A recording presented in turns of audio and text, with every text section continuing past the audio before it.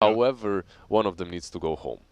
So it's a bittersweet match for most of these viewers. Yeah, I guess looking at the upper brackets, so they fell to North America, which there's no shame in falling to North America because everybody's gonna fall to North America.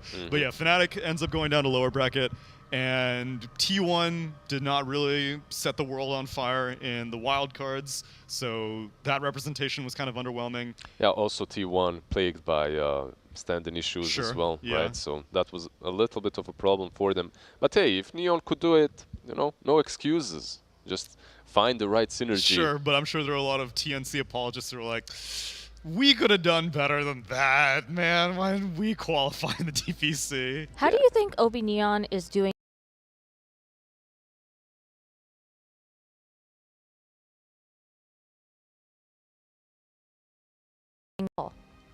It definitely has changed. Like, you can see the difference, and it changed for the better because they had a very rough couple of days before Death started standing in. Yeah, unfortunately, we confiscated mainstream privileges from Neon after their less than stellar day one group stage, and so we were like, we just wrote Neon off, and we were like, oh, let's get some Thunder Predator games on the main stage, and then Neon started doing really well on day two, so I didn't get a chance to watch too much. I can only go based off the statistics, which is that they did much better at day two group stage with Death.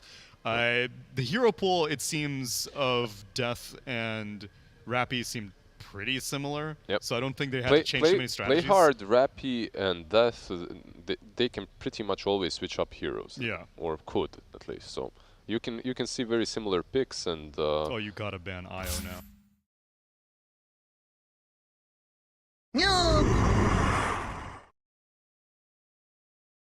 Forward, because then FNATIC, if they want to pick Puck, he's going to be in a bad matchup regardless on that mid lane, so, or a matchup that's a bit favored, let's put it that way, to that Prophet. Yeah, yesterday Puck kind of lost first phase priority, exactly. I didn't, well, forget it. There you go. And there it returns. I'm not sure why. Their Death Prophet looked very, very cool, and FNATIC, okay, maybe something changed during the night that I'm unaware of. Maybe some patch came out, but I would have picked Death Prophet. Now FNATIC should answer with something like Death Prophet plus maybe Hero for Jabs. Timbersaw is a really good ban from OB.NEON, by the way, versus Masaru's. Earth Spirit DP, maybe? No? No? Okay. You're really hot in this DP pick. Why not save it for second phase? You think it's that likely to get banned? Yeah, okay. They took it, so now they have both. Death Prophet and Puck. What does that mean for FNATIC's draft? Especially for mid. It's hell now. If you're a drafter on the side of FNATIC... Okay, so DP has been played a lot on 5 and on offlane. 10 seconds remaining. But it's pretty difficult to continue drafting for FNATIC from now on, because these two heroes are extremely flexible. You can play them anywhere. Even Neon played it on Debil a little bit, so this is a three different roles that they can flex the Death Prophet on. And the biggest issue is these two heroes usually have different counters on that mid lane. So you can't pick... Yeah, because like part of me was like, oh, is it really hell to just pick a DK versus the Puck? But then they'll just send the Death Prophet mid, and she'll be like, great. Now, the Monkey King... Actually, even this from FNATIC could be sent mid, like, if Puck is there. But that's a big if. If Puck is there, Monkey can do pretty well. But usually what we've seen is, if the matchup is good, we're just going to switch lanes around, taught by secret, until we get the favorable matchup. I hope that that's a trend that continues. I hope that, during group stage and wildcards, I saw lanes being more static than I'm used to seeing. And yeah, that's true. Yesterday, Secret kind of... That's why it felt so uncomfortable for Thunder Predator, probably, is because even after playing all those group stage games, no one was really mixing up the lanes on them in the game. Secrets came back and reinvented Dota, like literally yesterday. They came back, they played the tri-lane, and then they started switching up lanes like it's 2018. They brought Enchantress back also. Enchantress back. It's played a lot in the DPC NA, but... In CIS as well, somewhat. You can see versus Pro playing it last night too, but it's not a popular pick here at the major, definitely. Alchemist banned out, Phoenix banned out, Beastmaster by OB.NEON. Yeah, the Phoenix, it's a hero, I believe, in the group stage and the wildcard that had the highest win rate, and then it plummeted a little bit afterwards. Yeah. Beastmaster, pretty strong. Same goes with the Alchemist. He doesn't really want to play against Alch plus Monkey King, as it's pretty much the best combination at the moment. Alchemist Void Spirit is probably on the same level. Dire team pick. Yeah, but Moon actually didn't play that much Void Spirit during the DPC. Phoenix currently has 32 games played with a win rate of 66%. That's pretty good for a hero That's that's still consistently very first good, phased.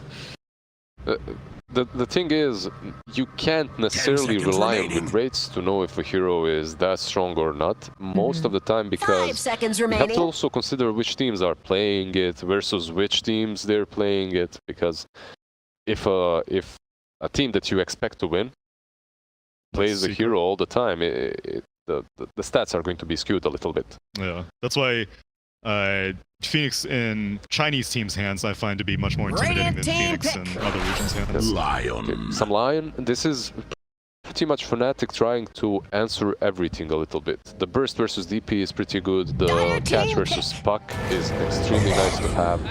And OB.NEON instantly answered that line with an Abaddon. So can you explain to me how Abaddon is a response to Lion? Is it because of the aphotic shield? Yeah, pretty much that. It's very simple. Of course, you have to be careful a little bit, not dropping too low and get fingered before having your ulti up, but... Yeah, but if it's a support line and I'm absorbing the finger from Lion, I'm generally okay with that. Yeah, you're still kind of dying giving him damage, but you're like, okay, take me if you must, just don't take my teammates. Yeah, and also if this Earth Spirit ends up building a vessel, that's another purge that you can put on your Death Prophet, the aphotic shield, to make sure that she can siphon away. Is this Darkseer, by the way, for FNATIC? Not something that we've seen them play, but... Oh yeah, they banned Oracle. They banned Oracle, they have Earth Spirit. Yeah, it could be. That's a good call. I would totally be down for that. Was the Oracle ban specific for OB.NEON's position 5? No, they don't play that much Oracle. They do play it. On occasion, but... This should be Abaddon. But it's such like a weird second phase ban unless you're going for something that you're like, I don't want to get purged in the lane. Yeah. So yeah, I'm on board with the Darkseer. It's Oracle overall is really strong with that Prophet as well. So there's that, right? Like historically, this combination was my favorite one. Either that Prophet Oracle, Monkey King Oracle, or let's say Troll Oracle. Those heroes are extremely potent together. And man, FNATIC is burning through their time. They still have 2 picks to go, and they're almost out of reserve time. Mars! Okay, Mars and Earth Spirit. Instant pick from OB.NEON to pick up Nature's Prophet. Okay, so I guess this bumps Death Prophet down to support, because I think Debiel has generally been playing the Nature's Prophet on Neon. Could be offlane Prophet. Could be some crazy offlane Prophet, which I guess which they played. And that Prophet safe lane. Mars in the lane, Nature's Prophet is not really that strong because you're just going to get all your transfer boots. Team ban. So maybe that Prophet safe lane, Nature's Prophet off lane, and they round it up with mid. Also, it's very simple for them to just put Puck mid. That Prophet, they can't really put Puck mid because that Prophet would then be 5, and Abaddon has no place in this game. You could put they do like Puck mid, Death Prophet safe lane, Nature's Prophet off lane. I feel like this is the first draft so far in the whole tournament in which they can't have at least somewhat maybe of a it's a bad in one position, like how Secret were doing it. Anything's possible. Yeah, it is really, but versus Monkey it can be a bit problematic as well. I'm not expecting that. Void Spirit Invoker banned out. 10 seconds remaining. Tiny banned out last by FNATIC.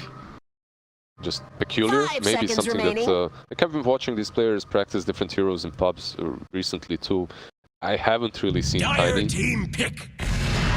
Tiny was picked a couple of times in... Okay, alright, so this should be your Nature's Prophet now on the offlane. I believe that Prophet safe lane.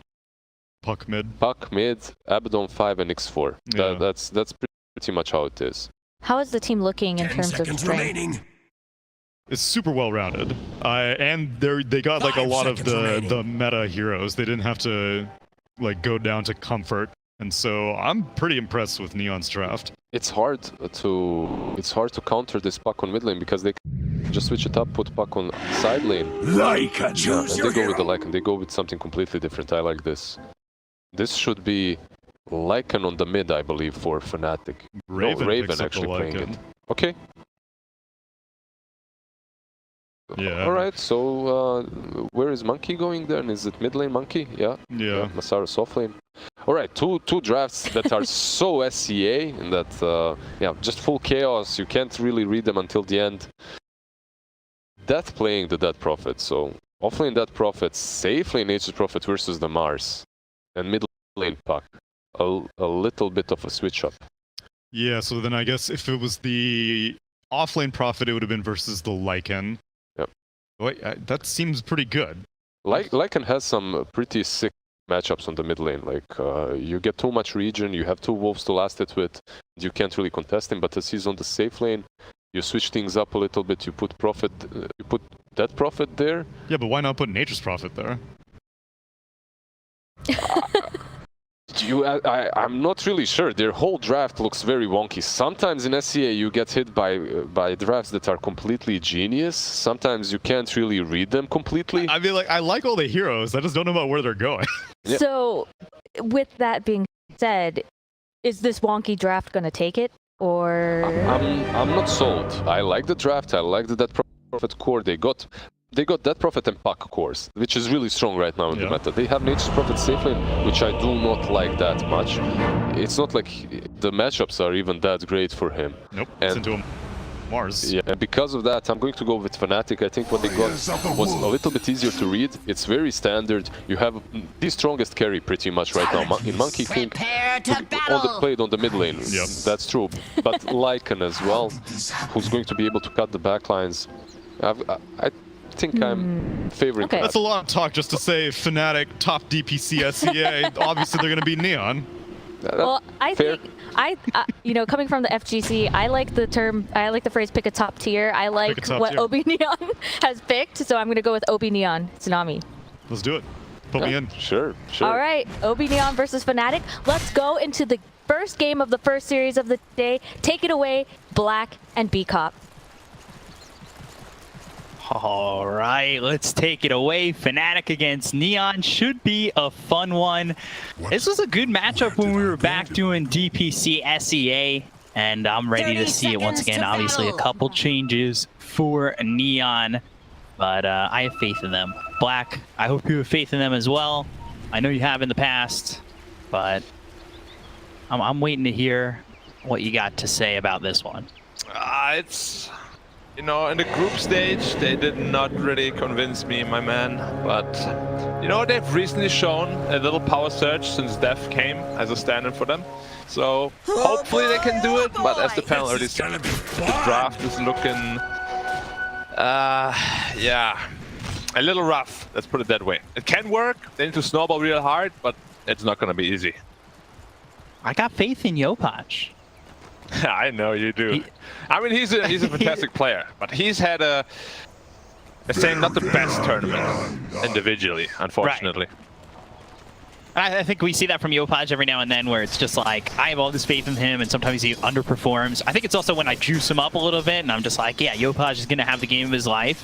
I feel like I've done that a couple times to guys, where I'm just like, this is his good hero, and then all of a sudden I just get proven pretty horribly wrong. But I've seen him play well. I've tweeted at him. Yopaj got a couple times during the DPC season, but we'll see how he does here.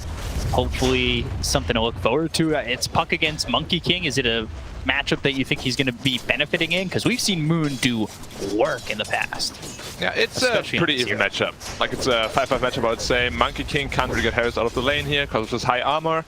Puck should also be just able to get his levels as well as farm, and then just rotate once level 6 hits.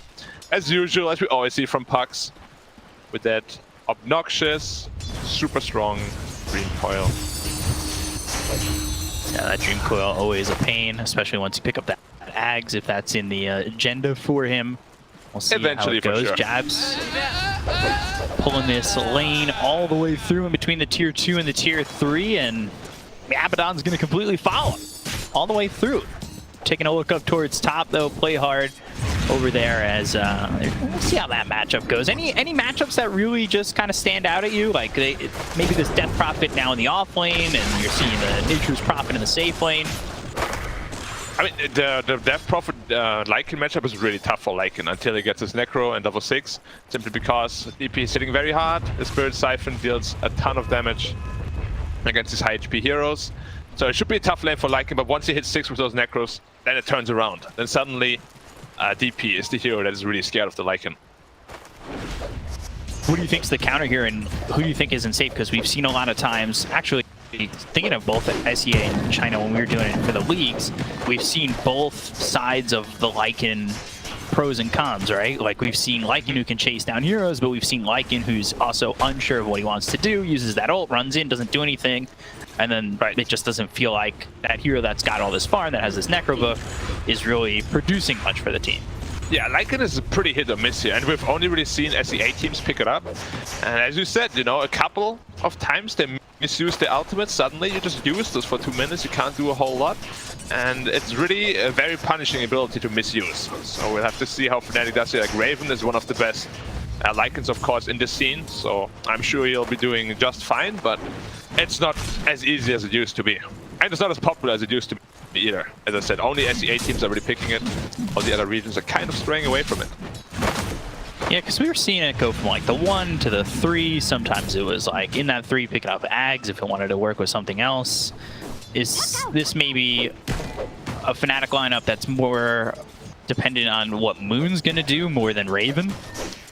I mean, Moon is like they picked the Lycan pretty late, and they just picked it because it's really damn good against the whole lineup. There's not a single hero that counters Lycan in this game. So I think in a game like this, he's gonna go absolutely ham, which we have seen in the past as well. Once he gets his Necro 3, the Yule Scepter is gonna be used, so this can't save you for both Puck and DP because you can just purge it off. It's just gonna be very tough to deal with in this game. We'll have to see how it moves out as Playhard just taking a little bit of harassment there from the line. Mars, We've got though. Jabs looking over towards mid. Yeah. Just healing, salving up, no problem for him. What I really want to point out is Mars is struggling a ton. Only sitting at 6 CS as the offlaner here. Masteros having a horrendous laning phase. Very low level, very low farm. Be very tough for him to recover here. Yeah, and it's not really something that we've seen from Masaros in the league, or during the league time. Because when he was playing during the DPC league, he was my standout for FNATIC, really. Yeah, they always set him up for success. Or usually they do at least. This game, however, it's not the easiest lane. It's Prophet and Abaddon, 2 very strong laners. He's sitting at 1,000 net worth, bottom 3 right now. As you said, not something we're used to seeing. Making plays. I haven't really seen him playing from behind too many times in the DPC league, at least. And Jabs comes over mid, they've got vision to him, and Tough kill, though. Very tough kill. but yeah. Not the easiest to pick up there. Do have at level 6 though for the Puck, so Dream Coil available. We'll see if he rotates to a lane or tries to make something happen over mid with a rotation from a support. They do have the Abaddon coming over, not really sure that's enough to make something happen, unless maybe they turn it on Jabs expecting a rotation. I think they need the Nature's Prophet as well. Over the course with his global presence is always a very good asset here. Unified.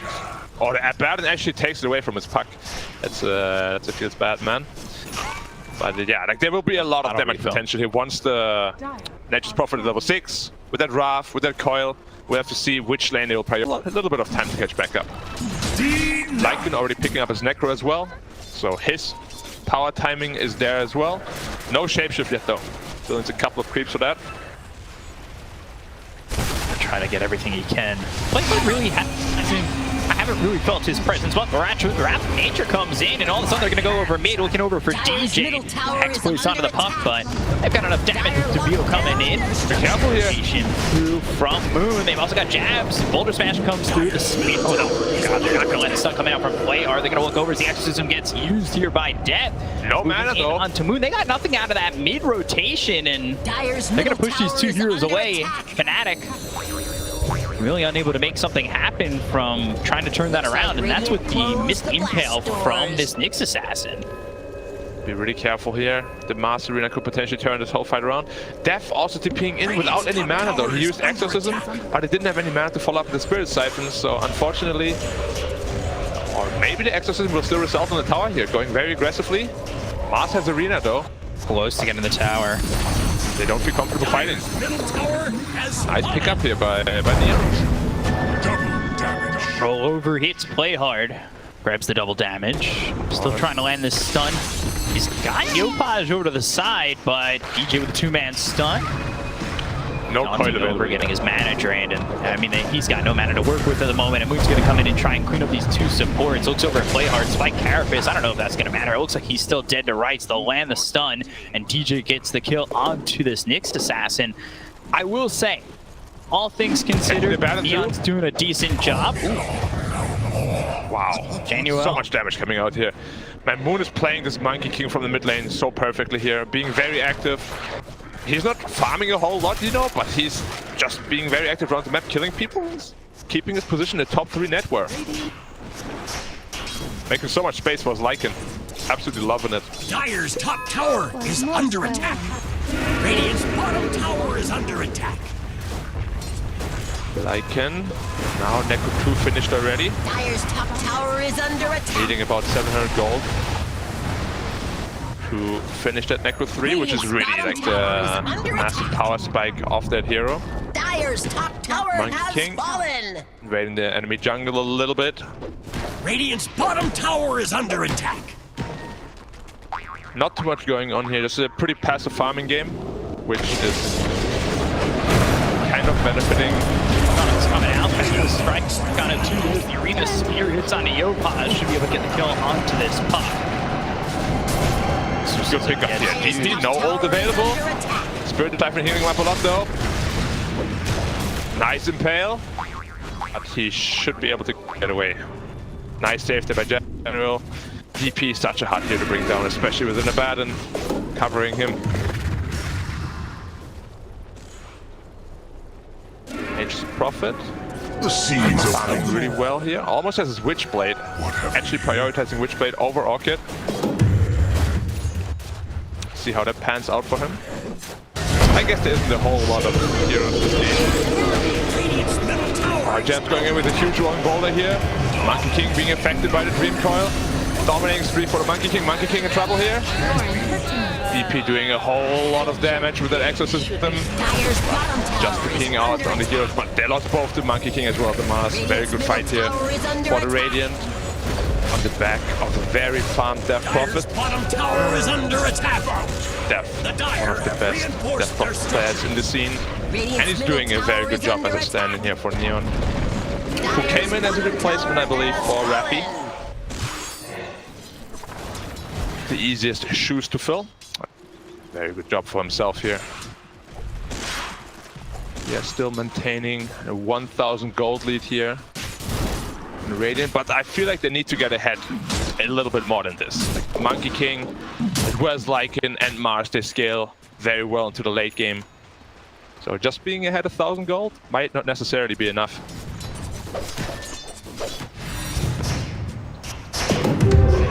Invisibility. Vendetta being used, potentially setting up for pickoff here. Dream Coil available in 5. Also Invis Rune. Thinking that they'd catch them. Level 3 Necro here, like node available as well. They're going to go with the Dream Coil. That's going to get in the DJ. Avoids the stun that rolls in as well as the finger. They get the kill there on a play hard. They'll look over a Yopaj. Boulder Smash lands, slowing him down. Looking for the Geomagnetic Grip. That's not going to silence up this puck just yet. Really not much by Raven at the moment. Nice spear. Lock down this puck. Great spear coming in from Asaros. They get the kill as they use the Magnetizer. Going to continue for more. Genuel uses that ult. it looks like this Abaddon is going to drop too. So 3 heroes dead. Raven at the beginning didn't look like he was getting a lot out of this first shapeshift coming over mid, but I mean, right there, all of a sudden, Spear lands from Masaros, it locks up the puck, that gives them 2, and then from there, I mean, they're able to kill off the Abaddon too. AC is too cold, they're freezing. Wow, they're being assassinated by a contraption in their room.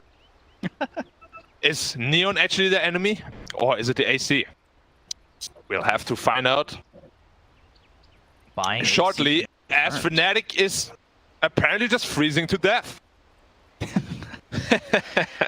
No, but really, like, very well played here by, like we said, there's not a whole lot of counters, you know. Even though the shapeshift didn't look too promising at first, he never really dropped in health. The Necro Warriors, after the perfect spear from Masaros, just completely eating up the Radiant lineup here. And it's not gonna get easier, you know. Like, Dire scales a whole lot better than Radiant does into this late game, and they're very even in terms of net worth. After this tower, probably even leading on the FNATIC side. Gonna be a tough ask for Neon in this game. This is where you talked about how it might snowball out of control. Is this like that moment that we just watched? Potentially. I feel like 1 or 2 more fights for FNATIC that end up this way. DP as well as the Prophet just won't be able to fight back anymore against this Lycan. It has too much damage output at the moment. It's a very good timing as well in the Necro 3, going straight into an AC. As soon as that AC hits, and he gets higher levels in the Howl, it's minus, how much armor is it actually? Minus 13 armor on everybody, which is just not something they can really deal with at this point. They need AC, they need Shiva's Guard, but they're so far away from it. It's too cold for AC though. Can't go get in that AC if it's too cold. Yeah, like, how is it balanced? They have an automatic Shiva's Guard already. Resuming the game here. Mid tower should be falling without any contest here. Radiant's middle tower has fallen. Monkey King going straight into BKB. I love that. Just to be able to frontline for his team. Masaros going into the Blink Dagger. Still pretty poor on the Mars, but somewhat getting back into the game. He'll just either one to initiate for his team, and that's all he has to do this game. 1,000 gold away from that Blink Dagger, which is really going to help with that initiation. Usually you see that from Masaros earlier because, like we said, his lane doesn't usually get sacrificed the way it did. But I don't think it's the biggest deal if they can keep the map open. DJ coming in and lands that stun onto the Nyx Assassin. They're bringing over a couple of heroes here from Neon. Won't be able to catch anything just yet. And you can see Raven sitting back, waiting maybe for them to initiate on the Lion to maybe turn it around and go for it. But he didn't have shapeshift, so it would have been tough to commit. Right. Yeah, like without shapeshift does not feel like the same hero at all. Cooldown is very long. Still 20 seconds. And as soon as that's up again, they're probably going to be looking to take the next fight. Potentially even the next tower. Because Lycan at this point is unstoppable. Like, he needs to get coiled, and they need to be on top of him with the Exorcism to really deal with him. But even then, you know, the Necro Warriors, they can just kill a hero or two during that duration. Yeah, so strong, and he's getting quite a bit of farm. He's about to surpass this Nature's Prophet. Yeah. I mean, Lycan is just one of those heroes, you know, if you pick it really late and they have no answer to it. It has always been that way. It's just a pretty cheesy hero, and sometimes you can just win your games. Have to see if that's the case this time around as well. Perfectly set up for him though. They're just going for the bot tower now. Raven is closing in scarily fast on that AC, which is his next power spike. He just needs another 2,000 gold. It will be completed already. Hyperstone already picked up. Bottom tower is under attack. And he only needs another 2,000 gold. At this moment, it doesn't feel like there's a way to stop him unless everything is really used on top of this Lycan. I just don't see how they stop him for the moment. Is there something that, like, when you see Nature's Prophets, you're thinking maybe he can push a different lane, kind of put some pressure on to FNATIC, but does Camille really have that option at the moment? It's very scary against both Monkey King, Earth Spirit, and the Lion. Potentially even a Mart. You know, there's so many heroes that can just pick him off. So he has to play very carefully here until he gets his BKB, which he is still quite far away because he went for the Maelstrom first. Witchblade into Maelstrom into BKB. Structures are fortified. Your right click kind of built. as expected. But no Orchid. That is the most surprising thing. Usually Prophets always go Orchid, but this game, as I said before, there's not really a good target to Orchid. So it makes sense he's still going there. Top tower under a lot of pressure, but FNATIC is already pushing bottom. So it might just result in a trade here. Which isn't the worst thing for Neon overall, but they could have gotten it without the trade. That would have felt better. Playhard does have vision on Moon, but not really much they can do while they still commit to take that tower, and they didn't lose there. So not a complete trade just yet. Maybe FNATIC commit to it and look for more, because I think if Raven's the one showing and you don't really have vision of everybody else, you can't look to defend that, right? Right, and Necro also ran out at the same time, so FNATIC's push potential, of course, is like pretty much all the Lycan. They might be looking to defend this tower here. Play hard. Radiant's bottom tower is under attack. Just want to D-ward. A little suspicious, that roll. Maybe just trying to scare everything on the Lycan and kill him. There's still 4 more heroes to worry about, you know? So even if we kill that Lycan, he's gonna deal a ton of damage anyways, and then you have to deal with the rest of the team, which potentially you already blew your entire load on the Lycan. Can't deal with them anymore. This is up here. Big moment as they're gonna get the Hex out onto the Abaddon. Maybe not who they wanted to find, as they had the Blink Dagger available onto the Mars. It goes to the back lines. And well, getting chased here by Moon, at least, with the Balance Strike coming through, and then there's the kill onto this Abaddon. Is under attack. Catching one here at least. Nyx Assassin with the Tranquil Boots as well as Vendetta. Very fast. Master was just barely not catching him. And there was the Blink Dagger reveal. So now Neon knows. And it didn't really yield any results. And that was a itemizing into the Eul's Scepter. Not the biggest fan of Eul's and DP this game, because of course you use yourself, Lycan can just purge it down immediately, and might potentially just be almost 3k gold down the drain. That doesn't really add to your survivability. Would have much rather liked to see perhaps just a fast BKB, you know, to counteract that. And we'll see if it pays off for him or not. That Eul's might not be the right choice, and well, they got to itemize now, knowing that this Blink Dagger is available for the Mars. It wasn't exactly the biggest reveal that we've ever seen with a Mars getting a Blink Dagger. They only get the kill onto the Abaddon, which I know they were talking about on the panel. If things get used on a support Abaddon, that's fine at the end of the day. If things get revealed, if there's a finger used, it's fine. Exactly. Lycan already finished up his AC now. This is gonna be so cool to fight into the him. sentry gets placed down and Misaros gets spotted for a moment. Play hard. That sentry gets taken out immediately, but it was an interesting move. I thought maybe could turn into more. I feel like Neon is too timid, to be honest. Like, they're gonna get outscaled and they're not really trying to pressure FNATIC at all. Like, just holding like a couple of 100 gold lead at this point is not enough. Lycan with his finished AC, he's going to absolutely destroy this team fight.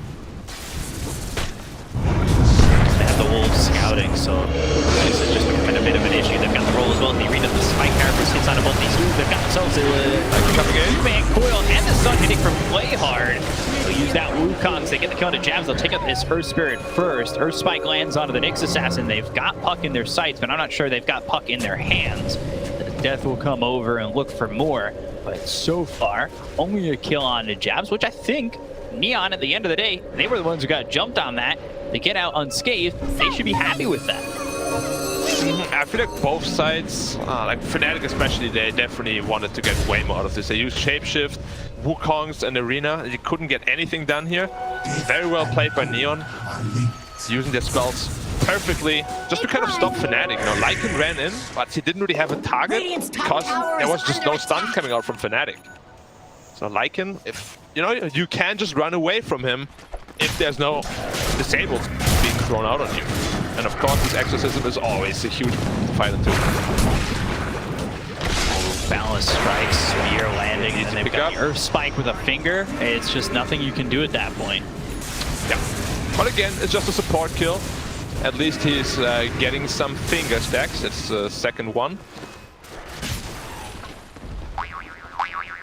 I was actually surprised that Lycan didn't do more that last fight. Like, I was hyping up, you know, it's gonna destroy that whole team fight. He runs in, didn't even hit a single time. Yeah, he kind of did what we were talking about and alluding to in the beginning of the game, where sometimes when you use that ult, you just can't find your opening, or you overthink your opening, I would say. Yeah, it's a very delicate kind of fear, you know, like it Dyer's bottom sounds easy on tower is paper, like you under use ult, you right-click people, but if you right-click a little bit too deep, like you chase a little bit too deep, suddenly you're just in trouble, you'll die, and your whole advantage is just gone. So you have to be really careful with how you play your hand as Lycan Pro. Profit to a 2K lead for Neon too. Wow. Look at the Profit. This Profit's getting super huge. huge. Yeah. He's going to the AC next too to cancel out the AC of the Lycan. Once that's up, he should be feeling quite comfortable just man fighting the Lycan. Let's see how much he can get done. BKB, 10-second BKB, which is something that they were trying to wait for, and then of course FNATIC were the ones who came into the triangle and initiated on them, which I think, as long as Debila didn't die there, which he didn't, they were in an okay spot.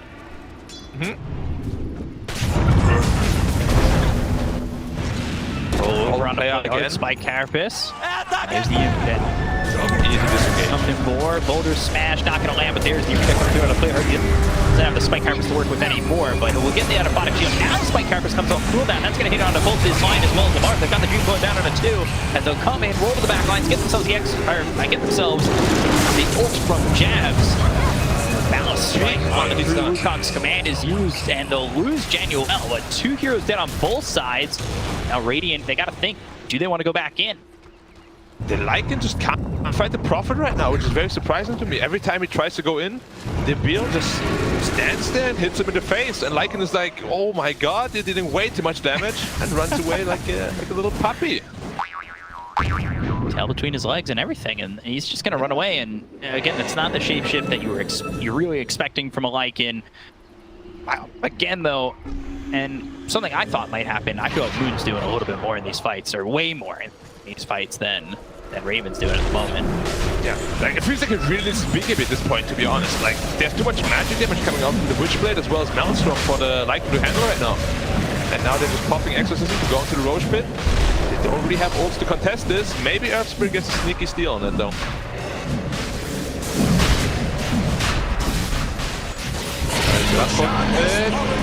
Nope, not happening.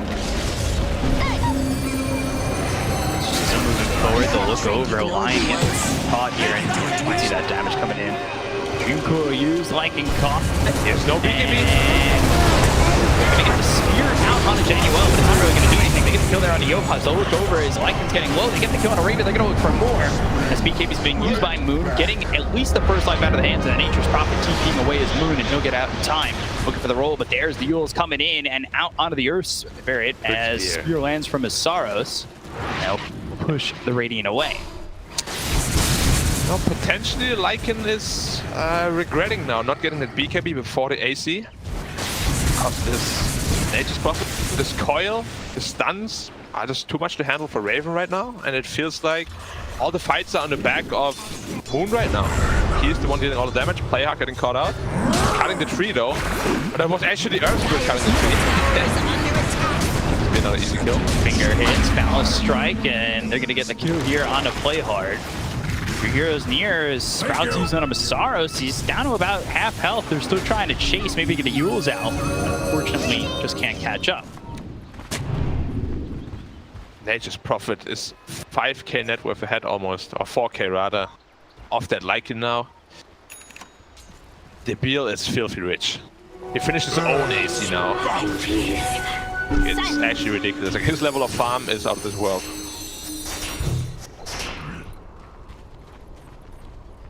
Lycan, he needs to finish his BKB ASAP. They need to prioritize at finishing it now, because otherwise he will not be able to fight against this pack, against this Prophet. There's too much magic damage coming out now for this Lycan to handle.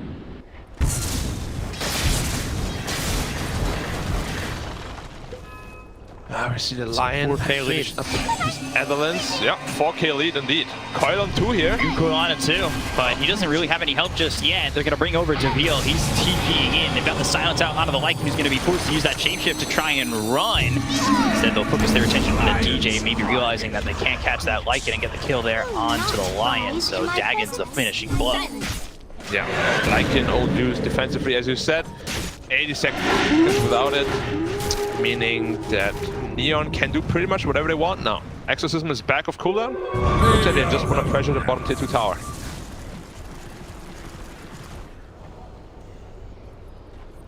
Core items coming up here. 600 gold until Mars finishes his BKB, or 1k gold rather. They need their BKBs now so badly. Like, they absolutely cannot fight without them. Monkey King, the only one that has his BKB. Mars trying to potentially set up a pickoff here. No one showing.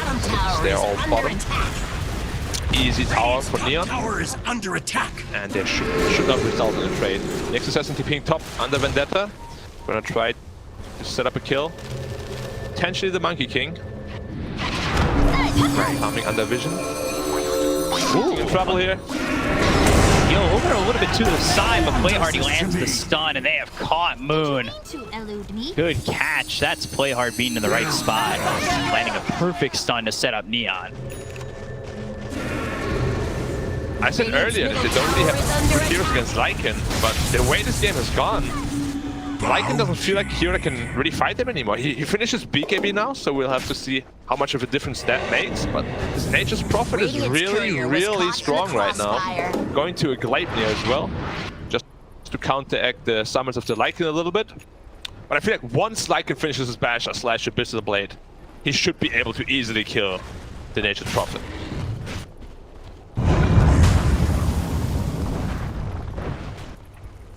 So let's see how are they going to turn this around, but to start, like, we thought it was going to be a snowball out of control for FNATIC. Come in, Boulder Smash, Spear. Okay, they're going after this Abaddon, but again, I think this is not the hero they really want to focus on. They're going to go after Masaros. Look at the damage coming in onto the Mars. Young goes onto the back lines, and again, is trying to use that Magnetize to get a kill here on a death. They'll lose Januel. Abaddon's the one they get, but they need to get more out of this if they want to feel confident about coming into the rest of this game. And well, right now, Playhard, he'll fall too. That's 2 kills here for Moon. Exorcism was used. It doesn't really get that much. A 2-for-1 so far, but the lead extending for Neon. Just killing this is supports, not what I was losing their expecting. core. It's looking scary. It's looking scary. But again, I think like real late game, when it's 40+, this Monkey King and Lycan should be too much to handle. Like, even though the Prophet and Death Prophet are doing a lot of work right now, and the Puck as well, they will slowly be falling off.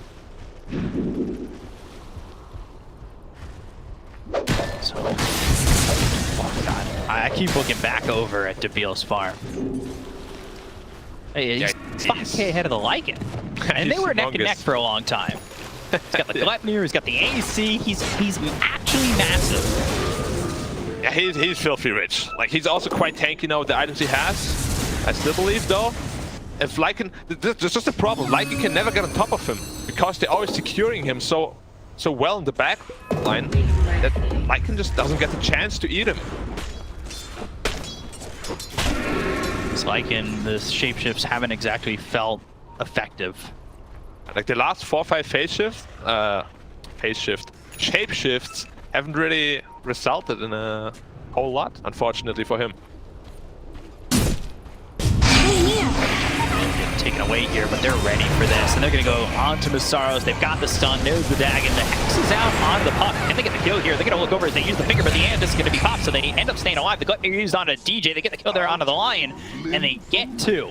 They place the vision down, they're ready to protect it, and once that vision is attempted to be taken away by FNATIC, both Masaros as well as this Lion of DJ, they both die, and it's just Neon ready again. Joe Paj was like a really sick play there. He jumps in, coil, breaks the coil immediately. Nixon has a little bit of trouble here.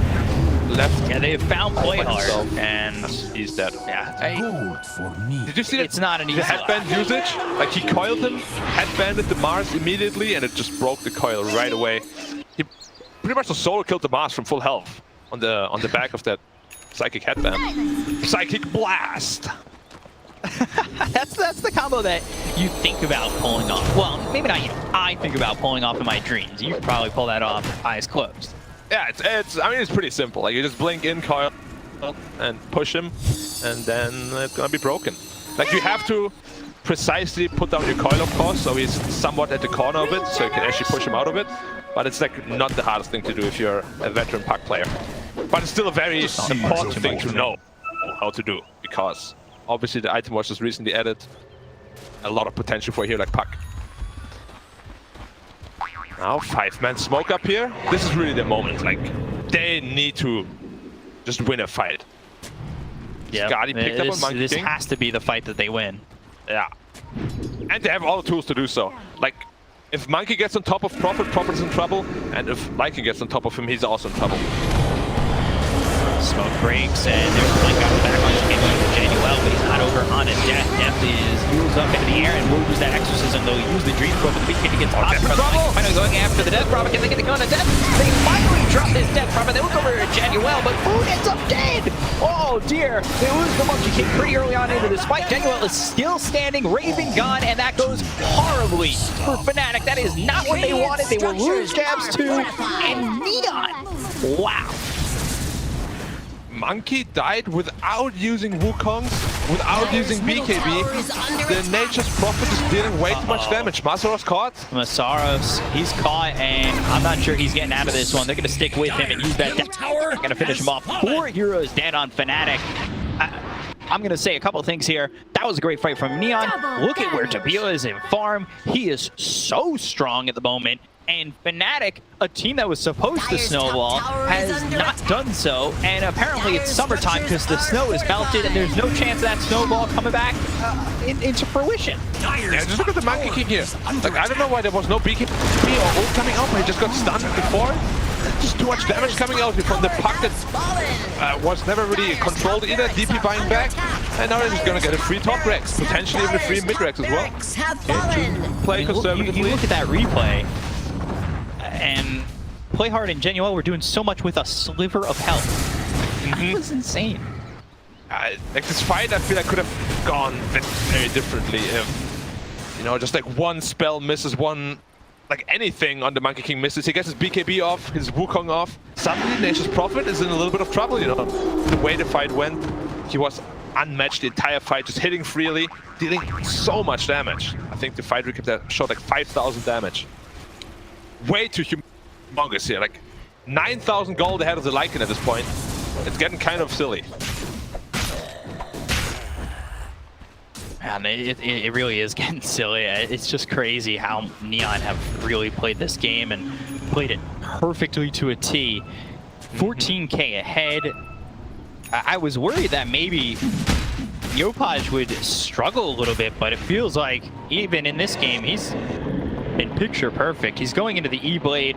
So we saw in that last fight, obviously, puts the Dream Coil onto the Lycan, pops the BKB, snaps, and immediately goes after the fight. But this may not be... Oh, he missed his coil.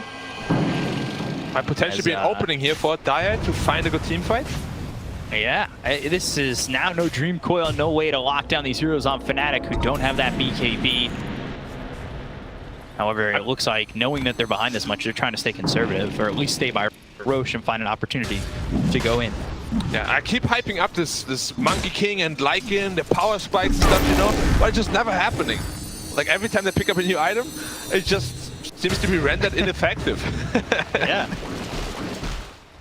They have not found the proper medication to alleviate the pain that Neon's putting on them. Definitely not. Yeah, it's gonna be a problem. But all it takes really for the FNATIC lineups, just win one fight. You know, they win the next fight, they get Roshan, suddenly they're back in the game again. Game is gonna be even. But can they do that? Like the last 3-4 team fights was all Neon, and they're smoked up here again. Vendetta popped. We'll right so by careful. each other. Monkey King can't die first. Primal Spring nearby. Silence doesn't land on the moon. That was close. Regeneration. Use and then gonna snap immediately out of the Earth Spirit with the BKB pop by Masaros. So go after this Nyx Assassin. They'll get the kill here on a Playhard. With that Radiant retreat, knowing that this isn't their fight to take or try and win. They'll catch Januel though on the roll. Maybe turn this around. Exorcism used for the Kibby going after this Death Prophet. Death turning around has the Spirit Siphon out. Balance Strike lands and now the damage coming in, but they've got themselves the Shivas as well as that Yule. He's surviving for now. Lufthansa isn't going to be enough with the right clicks coming through. He's surviving for a little bit longer, but it's not going to be enough. They get the kill on the Death as well as Januel. They get the kill onto this Lion. So 3 for 1 with the buyback being committed from Abaddon.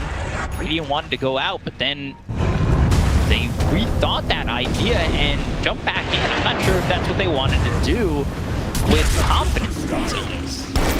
Yeah, and DP bot back in the Still last fight. nervous Masaros in trouble. Yeah, that Titan just able to does kill so him? much damage, and they can keep up with him. Oh, nice dodge. The TP. Oh, he gets Nicely out. done Well there. done. Yep, and the Death Prophet is dead for 50. They know he has no buyback. That could potentially be a Roshan attempt for the Dire side if they're feeling brave enough. Because I feel like if DP is back up, they're just going to be the ones taking the Roshan. So maybe FNATIC can snatch it away from them. Masaros again. It's fine. Man, he needs to be careful. Yeah. If he gets Psychic Headbanded and snaps the coil, he can die very fast. This team fight was pretty uneventful, to be honest. Like, Nyx Assassin getting picked off straight away, the fight being a 4v5, and then Lycan trying to chase the DP. But DP lived for so long on the back of those Spirit Siphons. You can just see it here. He's almost taking no damage whatsoever while siphoning to the, or while being siphoned to the Lycan.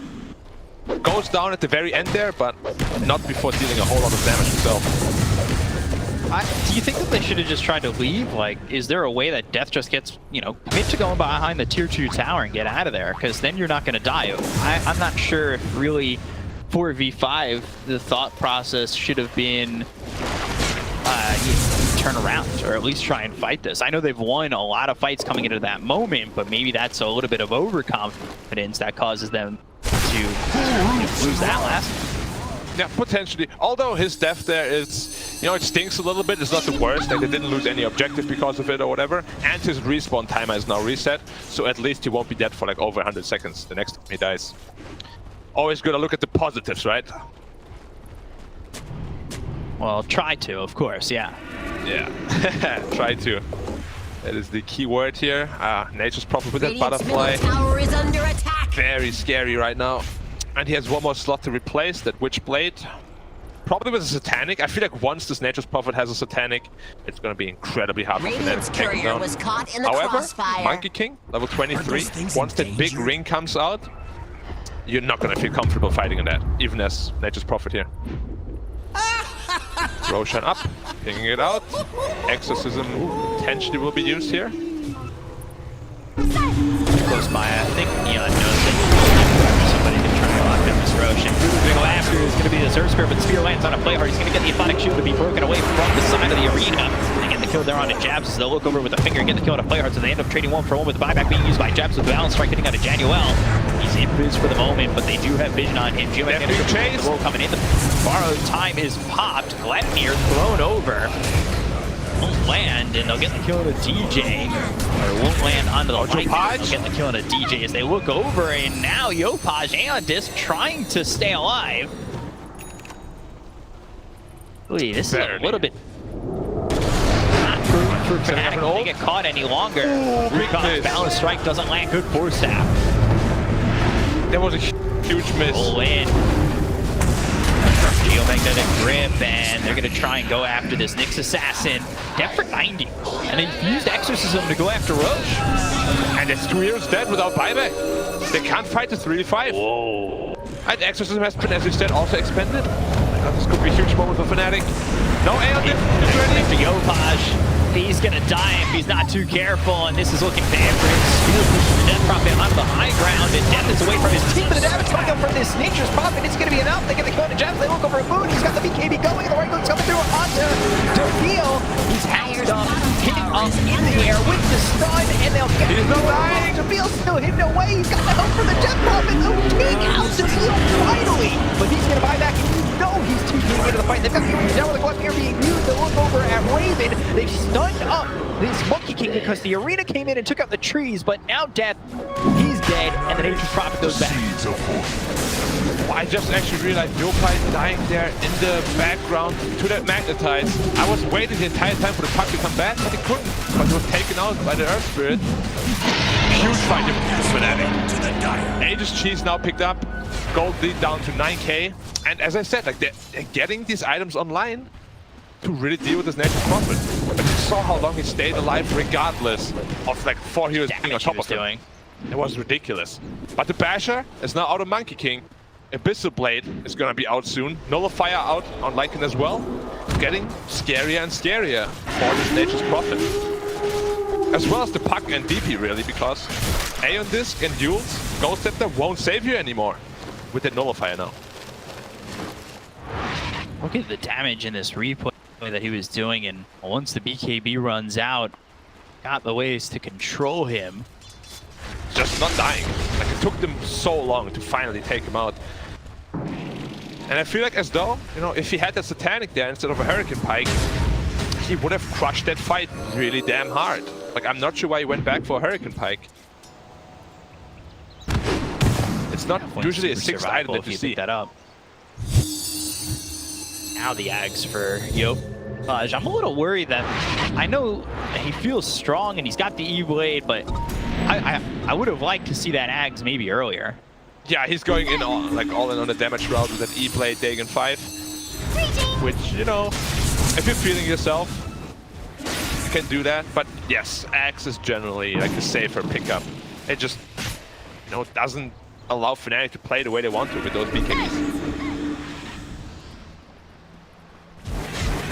Nature's Prophet, have to be a little careful though. He could do. I'm worried about if he goes down again. Yeah, no buyback. It feels like it's FNATIC's game.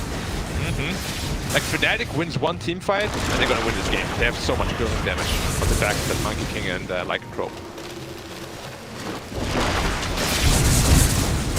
See Neon feeling a little bit of desperation, trying to put some pressure on OB.NEON. They want to force these heroes of FNATIC back.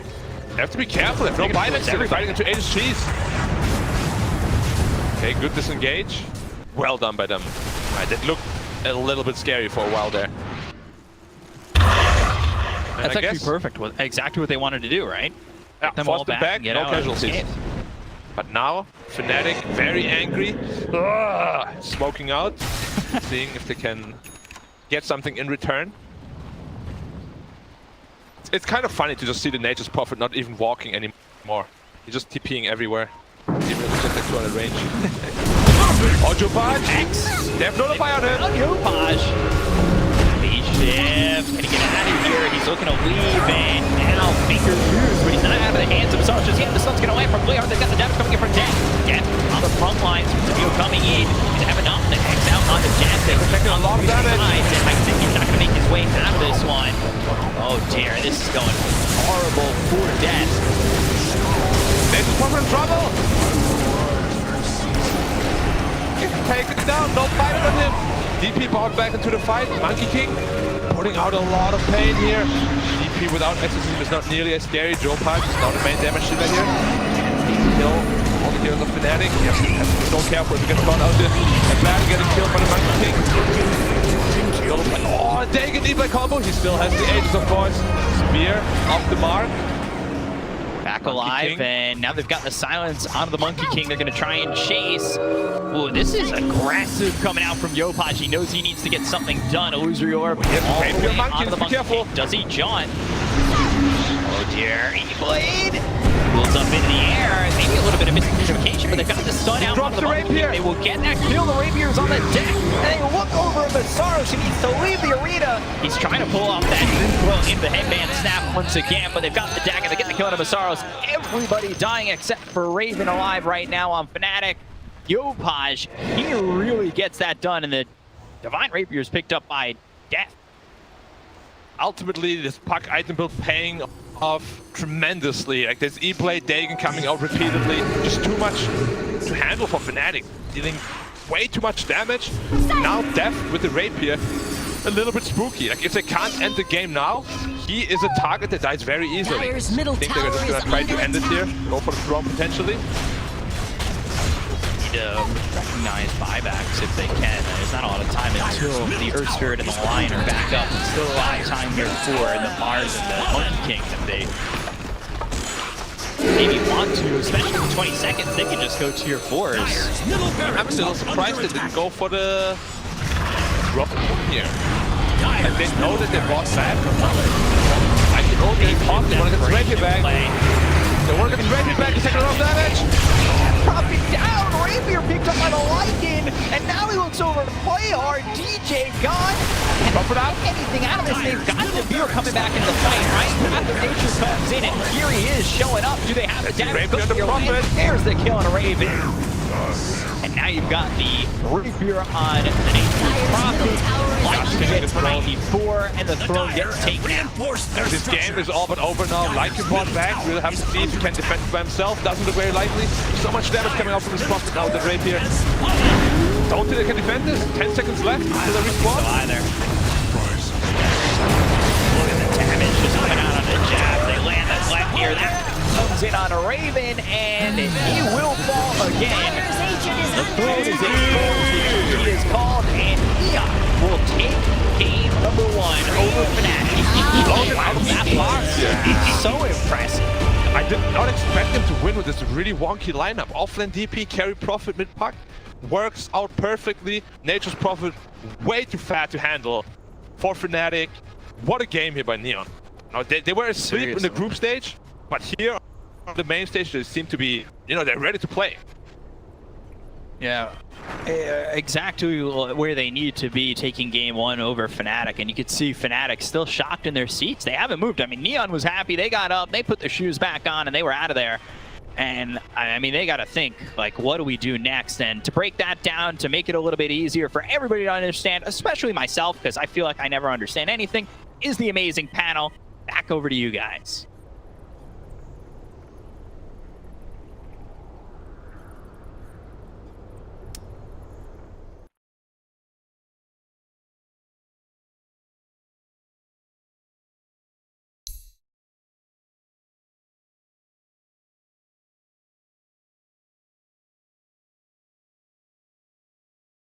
Big Cop, we don't understand anything either, man. Like, He's giving us way too much credit. what the hell just happened? This is some standard crazy SEA exhibition. It's like when you want to draw kids into a game and make them want to play it, you show them this, and like you see, it's fun.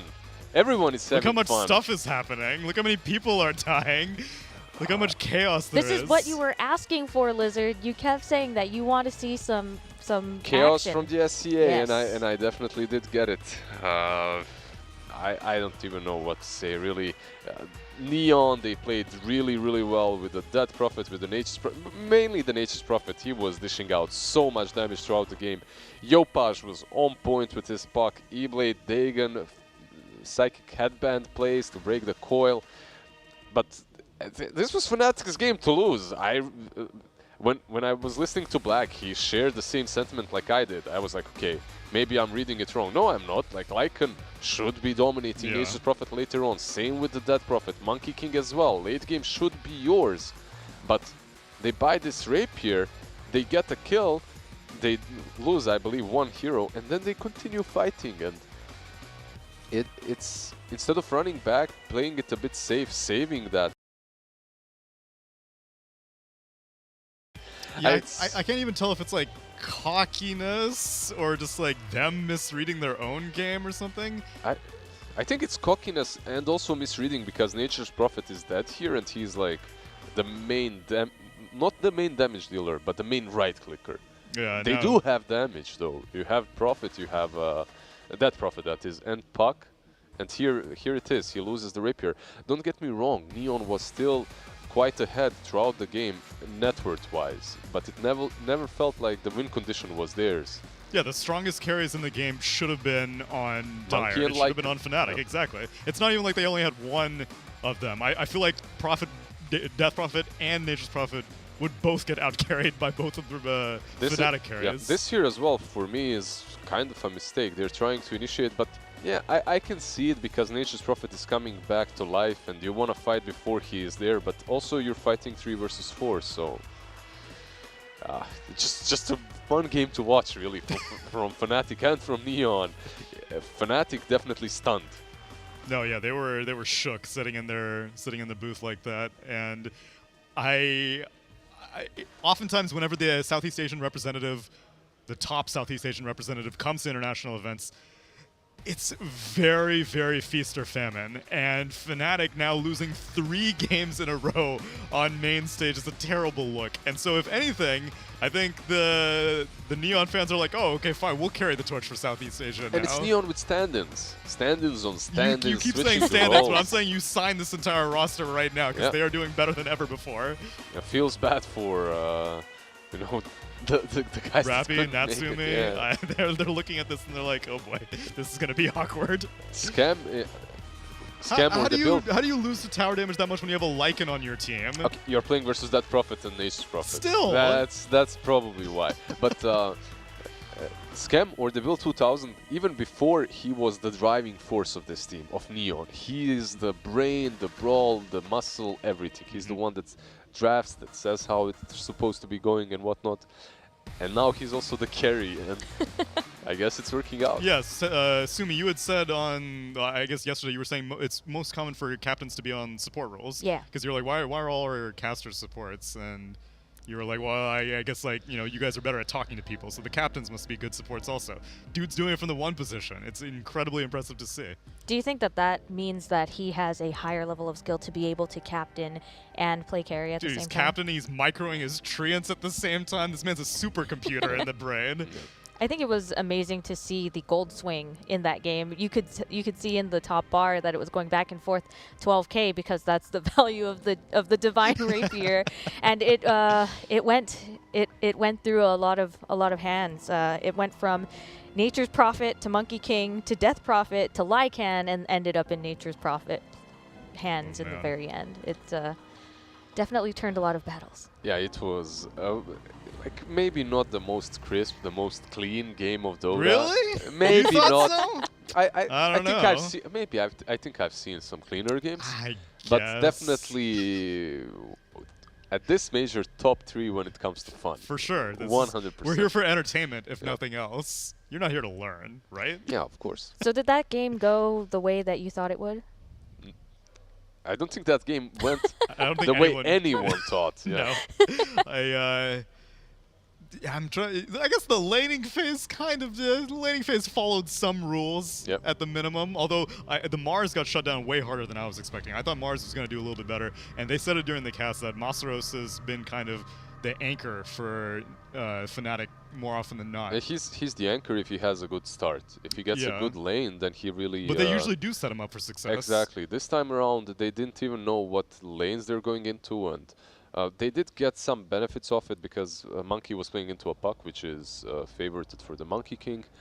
But because of that, they sacked the Mars, and it didn't look really that great throughout the game. He had a couple of really clutch saves with the arenas, but it wasn't what you expect from him overall. There was a lot of action in that game, but let's take a quick look at this game's MVP. Sure. I mean, Lizard said it. The man's captaining, he's carrying. I would share it between him and Yopaj as well. Yopaj was on point on his puck.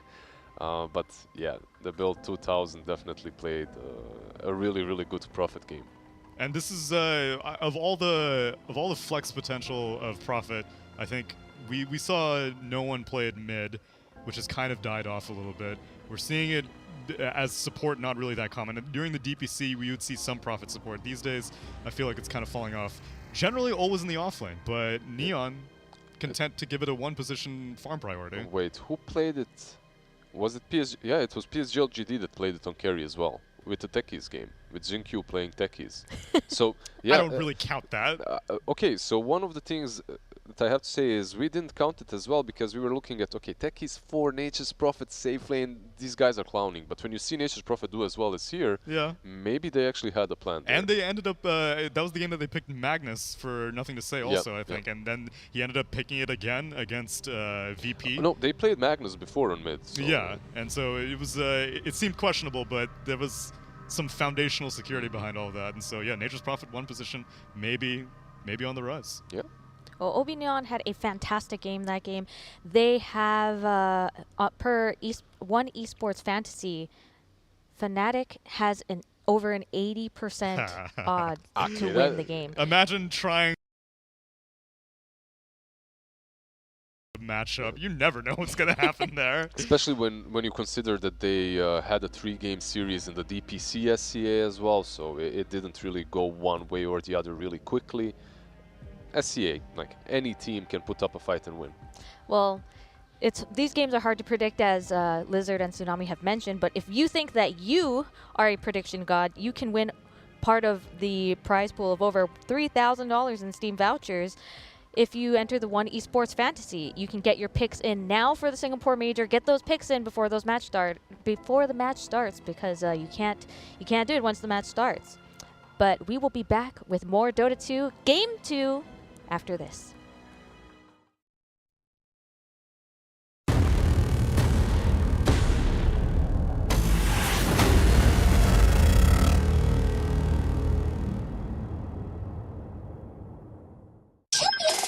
Shopee for Mega Shopping Day. Shopee for Mega Shopping Day. Shopee for Mega deals, free shipping every day. Shopee for Mega Shopping Day. Shopee for Mega Shopping Day. Shopee for Mega Shopping Day. Shopee for Mega deals, free shipping every day. Shopee for Mega Shopping Day. Get the best deals this Shopee for Mega Shopping Day. Shopee.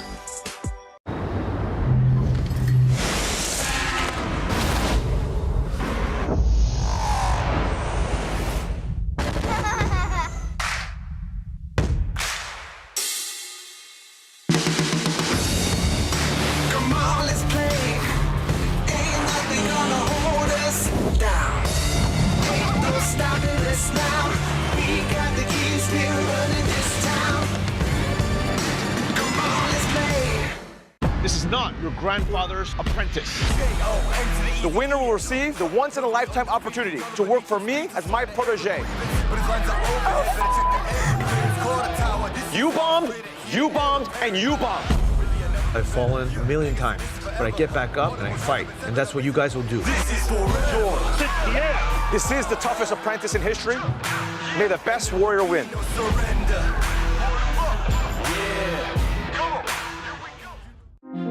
We all have different adventure stories to tell. Different paths, different choices. I chose an unusual path, a choice that is not for everyone. You are constantly moving from place to place. You have to sacrifice a lot of time. You have to focus to be on top. Ice does have 4-star for Valve. Oh, Ice, he's in trouble. Every journey has ups and downs. All you need is to focus on your goal. Just eating them all alive. GG, let's go! We all have different adventure stories to tell, and mine is just getting started. Pressure, fronting on the edge of taking everything. Life is a game, I'm born to win it. See me burning through the atmosphere. I'm born to win. Your life is a game and I'm born to win. I'm born to win.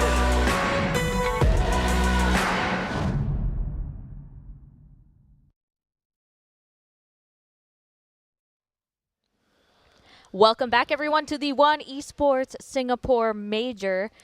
You may have seen that fantastic opening to the to this video, but I think we get the real treat here in the panel, Lizard and Tsunami, because Tsunami sings the song every single time it plays. I specifically got a tweet requesting to stop singing, so I would can't love do to it hear on you sing can't do it on camera. Maybe for grand finals I'll treat everyone. You're really the one who's known for song performances at events, Sumi. I shouldn't be carrying the torch. No, but your singing powers me up. Yeah, but I want to hear "What a Thrill," Sumi. That's what I want to hear.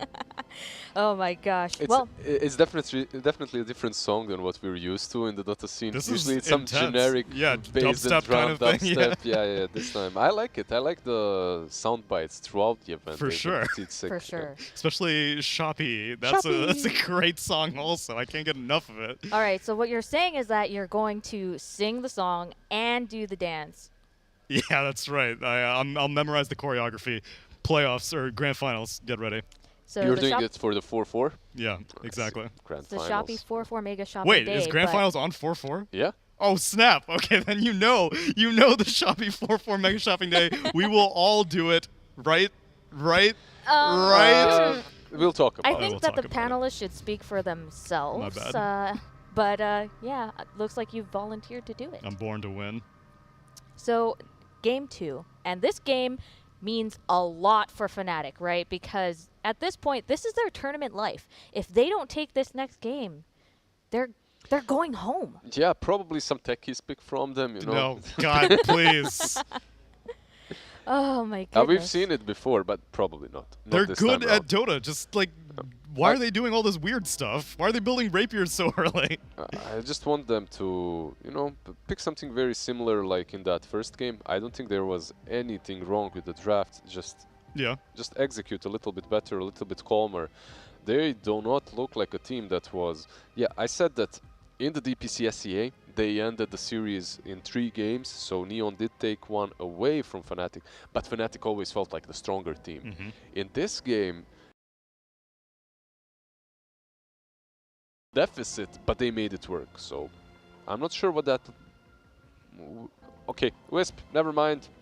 No, I don't need to analyze any more of this. Oh, no, analysis over. Everybody done. is going to predict OB.NEON because they have Io, who is very frequently unseen, was seen a lot during Wildcard, but ever since then, ever since Core Io made its debut in the tournament, it disappeared because it was first phase ban. They have to have some plan behind this because...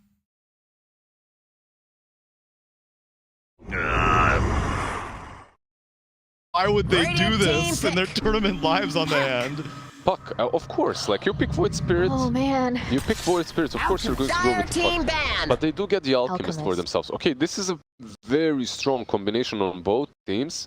One thing that I have to mention, however, though, even though Puck is good versus Void Spirit throughout the game, I don't like the core composition of Io safe lane and Puck mid that much. Why is that? Because usually you either want mid laner that's a bulky frontliner that can right click as well, Dragonite, perhaps a Monkey King, or something that deals damage over time, such as that Prophet as well. That's also pretty tanky. And then you can have this 1-2 combination that's unkillable in the mid game. Could they go for something like an offlaner like Underlord to combo with the Puck ulti and then deal that damage over time that you're looking for? Perhaps not the Underlord, but you're looking at the right direction. Maybe something like a Slardar, Nature's Prophet. Yeah, I mean, what you're asking for, I'm with you, but they don't need that from the mid lane. They can get that from the off lane, or as FNATIC had shown, they can get that from the support. They pick that Elder Slardar banned out. Like, Slardar gets banned out, yeah. The moment we mention it, it's just gone. If you're FNATIC, you really want to get rid of all these right clickers that combo well with Io in the mid game. Meanwhile, if you're OB.NEON, you're banning out all the carries that get the axe from Alchemist, right? Like, oh yeah, that's true actually. Yeah, Gyro, Monkey, they already have the Void Spirit, so they got that combo down. Are they going to put Alchemist in position 4 then to... This is offlane Alchemist, probably. Yeah, offlane, the old factory. It looks like position 4 because...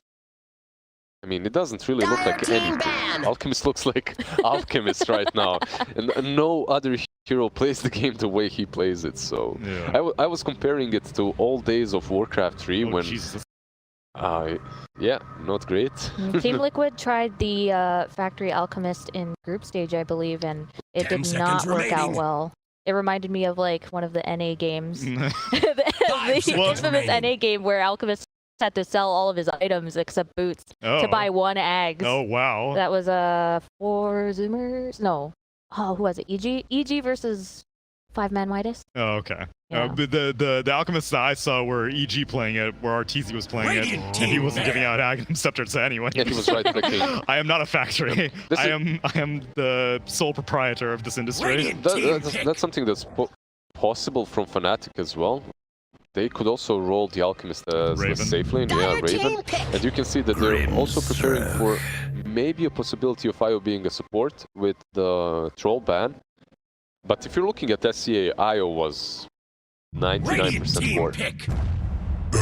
Peel already played plenty of it. He was one of the first ones that made me encourage that this was a thing. And then Ame kind of carried the torch after that. And since then, I've been convinced that Core Io is the only thing that is permaban worthy in every single team, every single draft. One of the things that works well against Io, because he's always connected to someone, is Grimstroke. You get that soul bind, you connect them yourself as well, and if you get a nice combination. Right now they don't have any. Alchemist is kinda neat, but not that great. They could get something that can utilize that soul bind a little bit better, perhaps. Overall, a nice Grimstroke game. Nice thing that they stole it away from Earth Spirit too. And now they steal the Elder Titan as well. Yeah. Okay, they definitely have prepared for their Wisp. You can see the reasoning behind every single pick. Elder Titan usually paired with the IO, right, Neil? Yeah, but this is... I can see the reasoning to taking it away from Neon, but what's Fnatic's strategy here? So I'm leaning safe lane Alchemist. 5 seconds be remaining. Supported by an Elder Team Titan. ban. As much as I consider Elder Titan to be a lane bully, it's still... You already have shown your safe lane duo, and Neon are going to last pick an offlaner that can abuse that. Yeah, Neon is actually switching things up. It looks like this might be... It still could be IO mid lane, but it looks like 10 seconds support, remaining. because this is going back to Alliance and the way they played. IO plus Weaver, which didn't work out for Alliance, which doesn't necessarily mean that it's a bad strategy overall. I'm trying to think if there's an offlane Weaver. Like I said, you do know the safe lane duo probably, Alchemist and ET. Offlane Weaver is a thing that Radiant can team work, ban. but it's not my favorite, and it didn't really work well throughout all the DPC leagues. The only reason I'm saying is because I want it to be a core IO. Yeah, I agree. Support IO has a 0% win rate. Actually, it does. When eHome got a new coach, they started drafting so much better. They opened up with IO and Weaver. They put Weaver on the offlane, and then IO as, I believe, something like 1. 10 seconds remaining. It's possible. It's possible. I've seen it before. 5 seconds they remaining. Lost that game, so. Who would they have to pick to be able to force IO into that core role, core position? You mean FNATIC or Neon? Neon.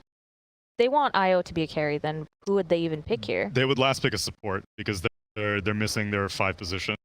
So they're either depending on if they pick a carry or a support, that will determine. Or if they pick an offlaner or support, because they have Fnatic's banning out Beastmaster, so they're expecting it to be a 1 position Weaver, a 5 IO, and 4 Earth Spirit. But don't be fooled by OB.NEON's 4 picks, because they can be very flexible. Historically, these heroes throughout the SCA DPC have went everywhere, so they can still mix things up and adjust accordingly. Weaver versus Alchemist is not that bad for Weaver actually later on in the game. Once you get that Skadi, a couple of items, you can take him down. 10 seconds remaining. Yeah, especially with the puck on your team also, I think Alchemist. Who does Fnatic need to round out their draft? That's also a question. Is Alchemist going to be offlane, or is Alchemist going to be the safe lane? You can't really say for sure. Like Neil said, he would like the Alchemist to be safe lane. I wouldn't mind an offlane Alchemist, because if you give Axe to Void Spirit early on, he destroys this game. He's playing versus Puck, Weaver, Earth Spirit. All these heroes have mobility spells that they really, really need. Yeah, but most of the carries that you would give a Scepter to are banned. There's no Monkey King, there's no Gyro, there's no Jug. Radiant team pick. Okay, Clockwork. I guess Terrorblade wouldn't be bad for that. Man, OB.NEON is really keeping this so open. Yeah, I have no idea where these heroes are going. Their Clockwork was played on offlane, on position 5, on position 4, everything is just like, here you go, we drafted 5 heroes. Now 10 seconds remaining. Good luck, you guess where we're going. I do think the safe lane combo, if it is a core IO, 5 seconds remaining. IO seems like a pretty great lane with a core IO. It is. I've seen it before as well. It's pretty legit. And then the offlane duo would be Weaver and Earth Spirit, which is also tough for 2 melee heroes to deal with between the Alchemist and the ET. If it's safe lane Alchemist, still don't know. Fnatic don't even know probably yet.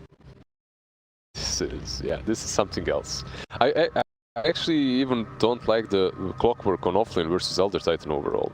Elder Titan, he likes to come close and personal. Elder Titan is the same. To come close and personal. And it depends if you're fighting around creeps or not. Choose your hero. Centaur offlane for Fnatic. That's the best offlaner you could come up with? It's comfort zone.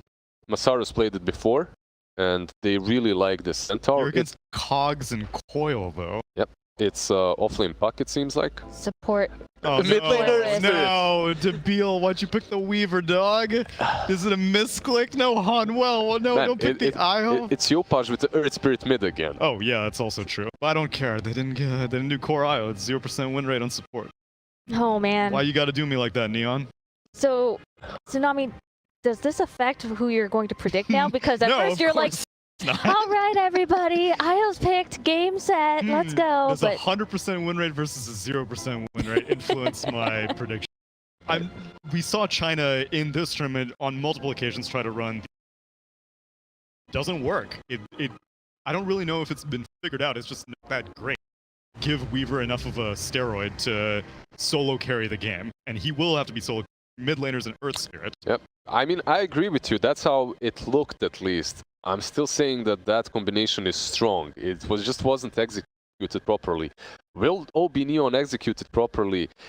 They have a very wonky draft. FNATIC, again, they're way more straightforward, have something very easy to execute, but also have their weaknesses. You're playing Void Spirit into offlane Puck. Yeah. Puck will do well because he doesn't even have to match up against you in the lane. All right, let's do some quick predictions. I'll go first. I think FNATIC will take this one. I really like the carry Alk. I'm going with Sumi. Like, I'm staying right there. She always fights right or wrong. I would rely on her, but I'm going to rely on 0% win rate IO support. I'm going FNATIC also. All right, keeping it spicy. Let's get started with game 2. Will FNATIC be able to bring it back and bring it to 1-1 and avoid getting eliminated? Or will OB.NEON take it 2-0? Let's go over to Black and MLP to find out. Yes, ladies and gentlemen, welcome back. We are here for game 2 between FNATIC and Neon. It is, of course, MLP Dota, joined by Black. Black, good morning again, sir. How are you doing today? Good morning, sir. I am doing quite okay. I had a weird breakfast, though. Some weird, what seems to be like a 2-week-old kind of bread. But it's fine. I'm feeling okay. It wasn't poisoned. So I'm ready to go. Game 2, get some good Dota on the way. Excellent to hear. Nothing wrong with a bit of stale bread, Black. Sometimes that's what you need to help you out. Well, very exciting matchup. FNATIC versus Neon. I mean, game 1, Neon pulling it off. I was watching very carefully, and of course, Yopaj on the puck pulling through for the team. Game 2 with these drafts, Black. What are you thinking? Who do you think came out on top? You should have known better. This Alchemist, as the panel already said, is looking very scary, and I'm not convinced by support IOs anymore either. So I'm liking FNATIC's draft quite a bit. Hopefully they can, you know, get to 1-1, and then we get a nice old-fashioned game 3. Which, of course, you know, if I'm doing the statistics here, team that wins or loses game 1 and wins game 2 statistically usually wins game 3. Why is that, MLP? Well, like, I've got to correct you. No, okay. I've got to correct you, sir. This is SCA, sir. This is a classic matchup. I noticed you haven't been calling it this, but this is what we call a rambula, right? Filipino versus Filipino match. A rambulan. Pronounce it properly, sir. Don't embarrass us. A rambulan. Right? Thank you very much, Black. Very hyped, the Filipino versus Filipino matchup. Obviously not full Filipino squads, but it won't matter. We'll still call it that anyway. And I don't think those statistics are correct, Black.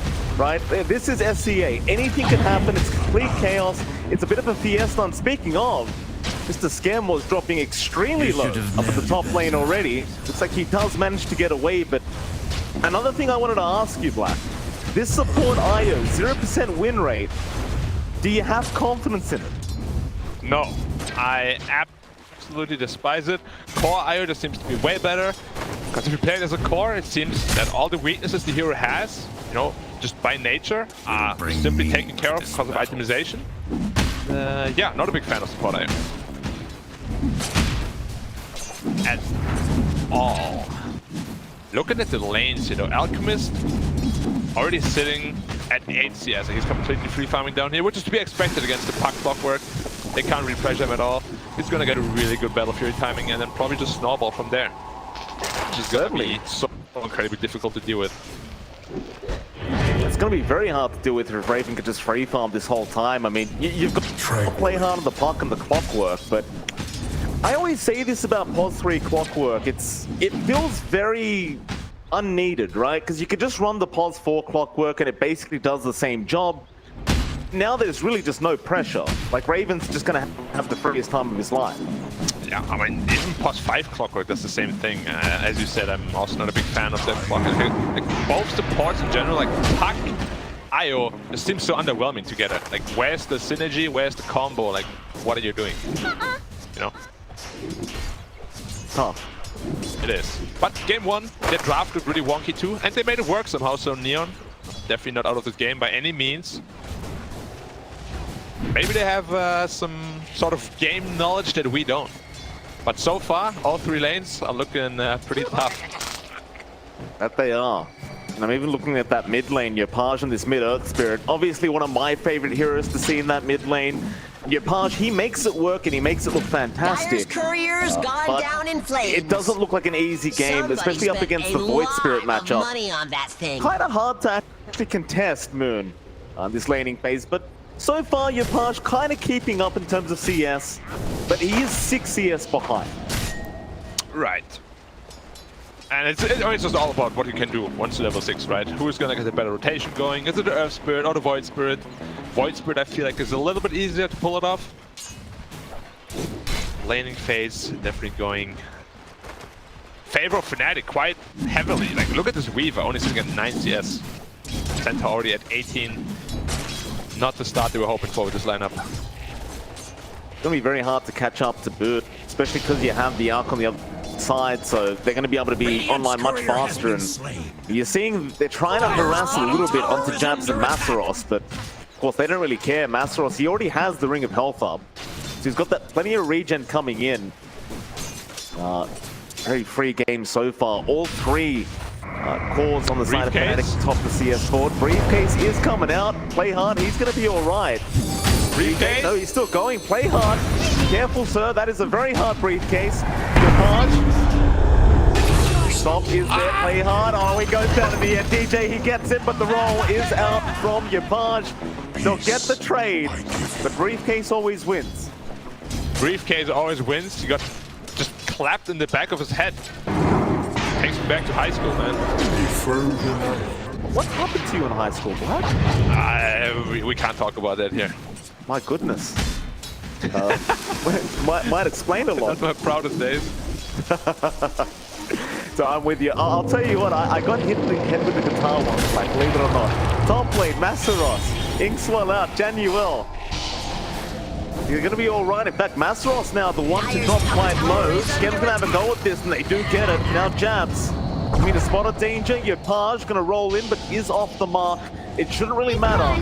Jabs, he can run, but he can't run far. Skem is going to chase him down and get the kill. A double kill now for the Weaver. And you know, they were having a bad laning stage, but you give a couple kills over to Skem like this, he's going to catch up real fast. Yeah, Weaver definitely here north of the laning phase swinging, and a double kill is definitely going to help him. Still looking quite rough on the CS, but overall, you know, was very much needed for his recovery. Alchemist though, still completely free farming, sitting up to the 600 gold ahead of Weaver already, and it's just gonna get more and more out of control.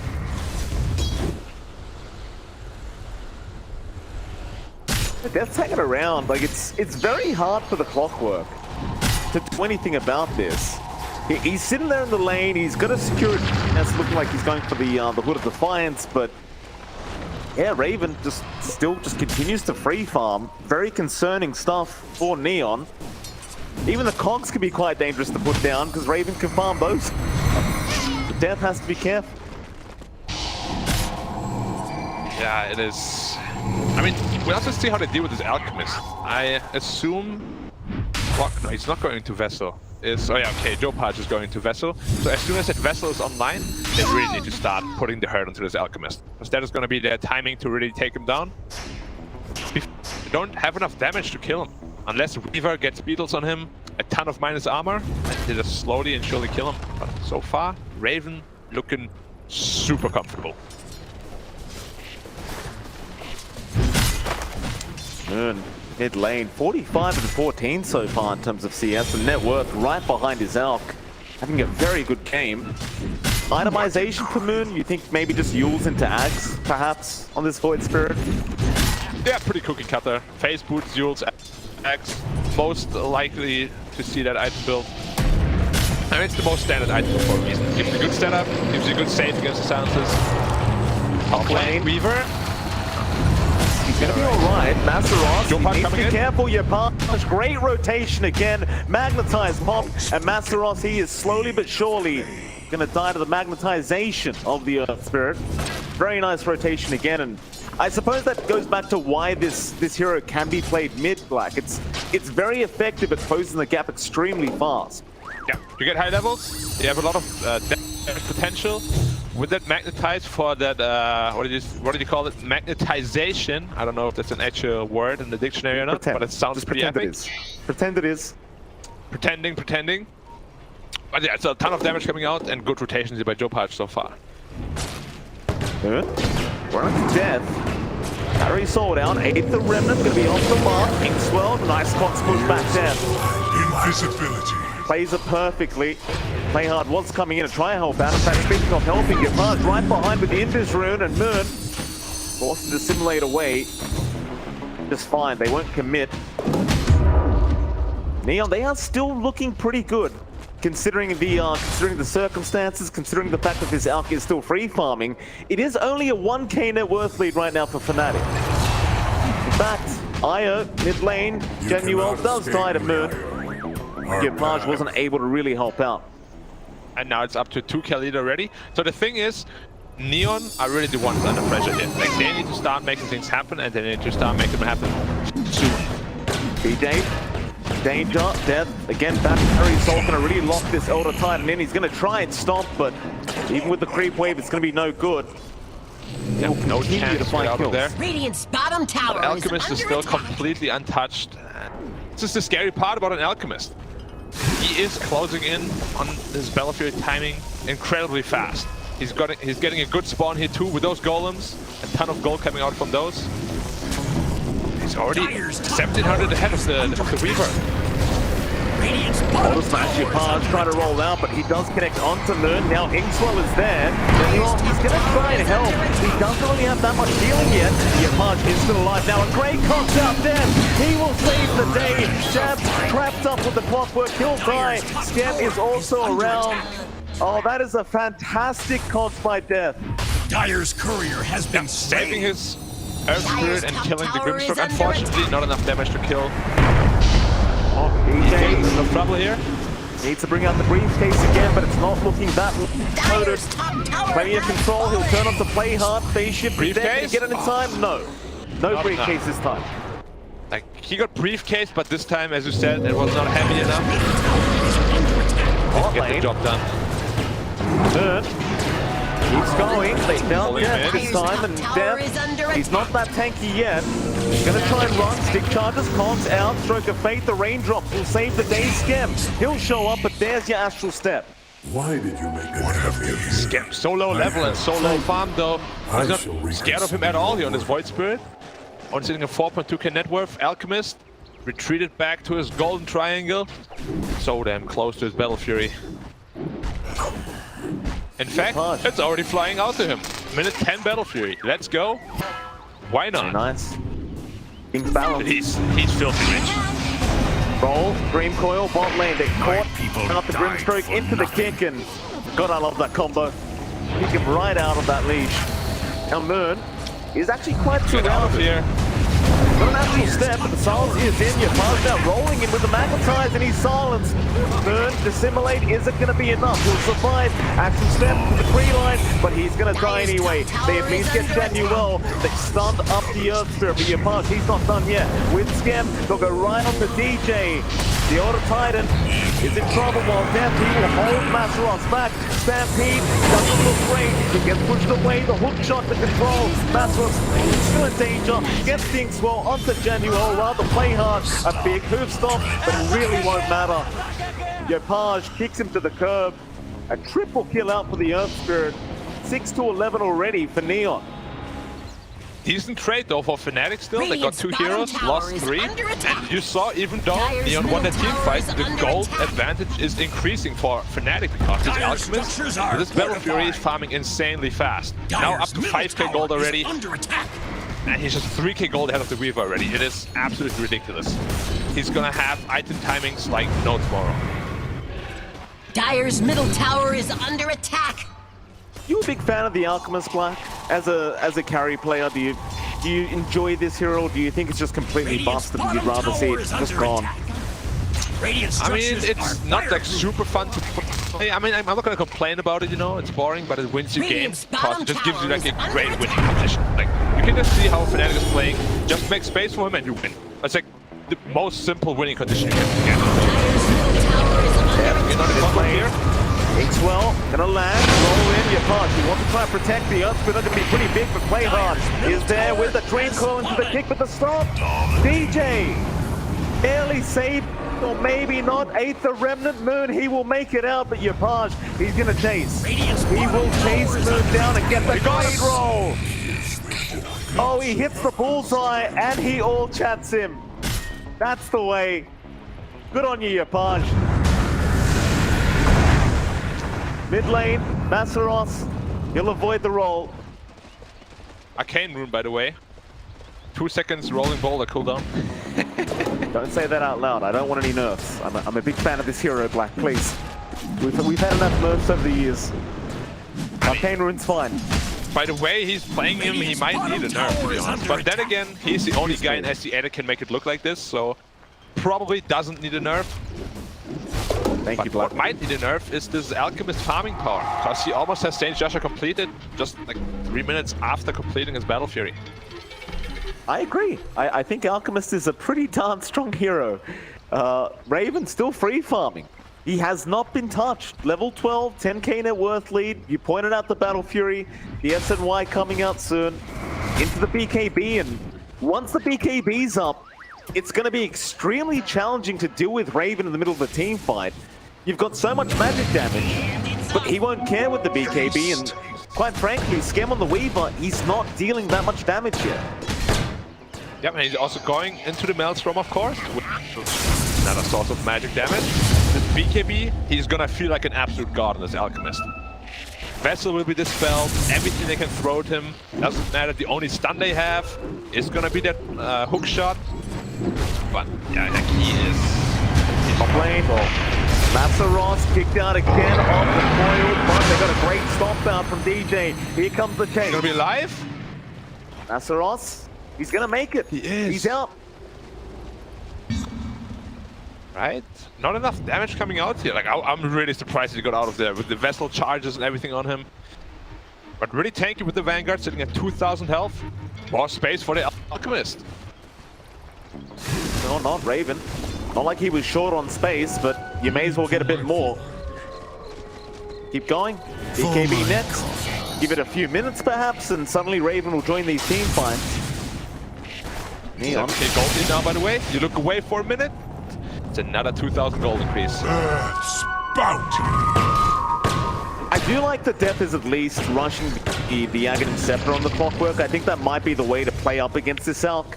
You're going to have a way of getting through the BKB with the hook shot. The double punch is very effective. And speaking of Death, hook shot off the mark. Jabs. Nice juke. Will avoid that hook and instant death. Death will have to retreat. Let me ask you a question though. Yes. Okay. When I say damage, where does it come from Dire side? Hey, that's my main issue. In fact, speaking of, they might have their chance to show us now. Raven gonna run away. He's not ready yet, but Scam is gonna chase him down. Dire's top the regen might be a little bit too high. Yapaj will continue to roll through, and they'll find DJ instead.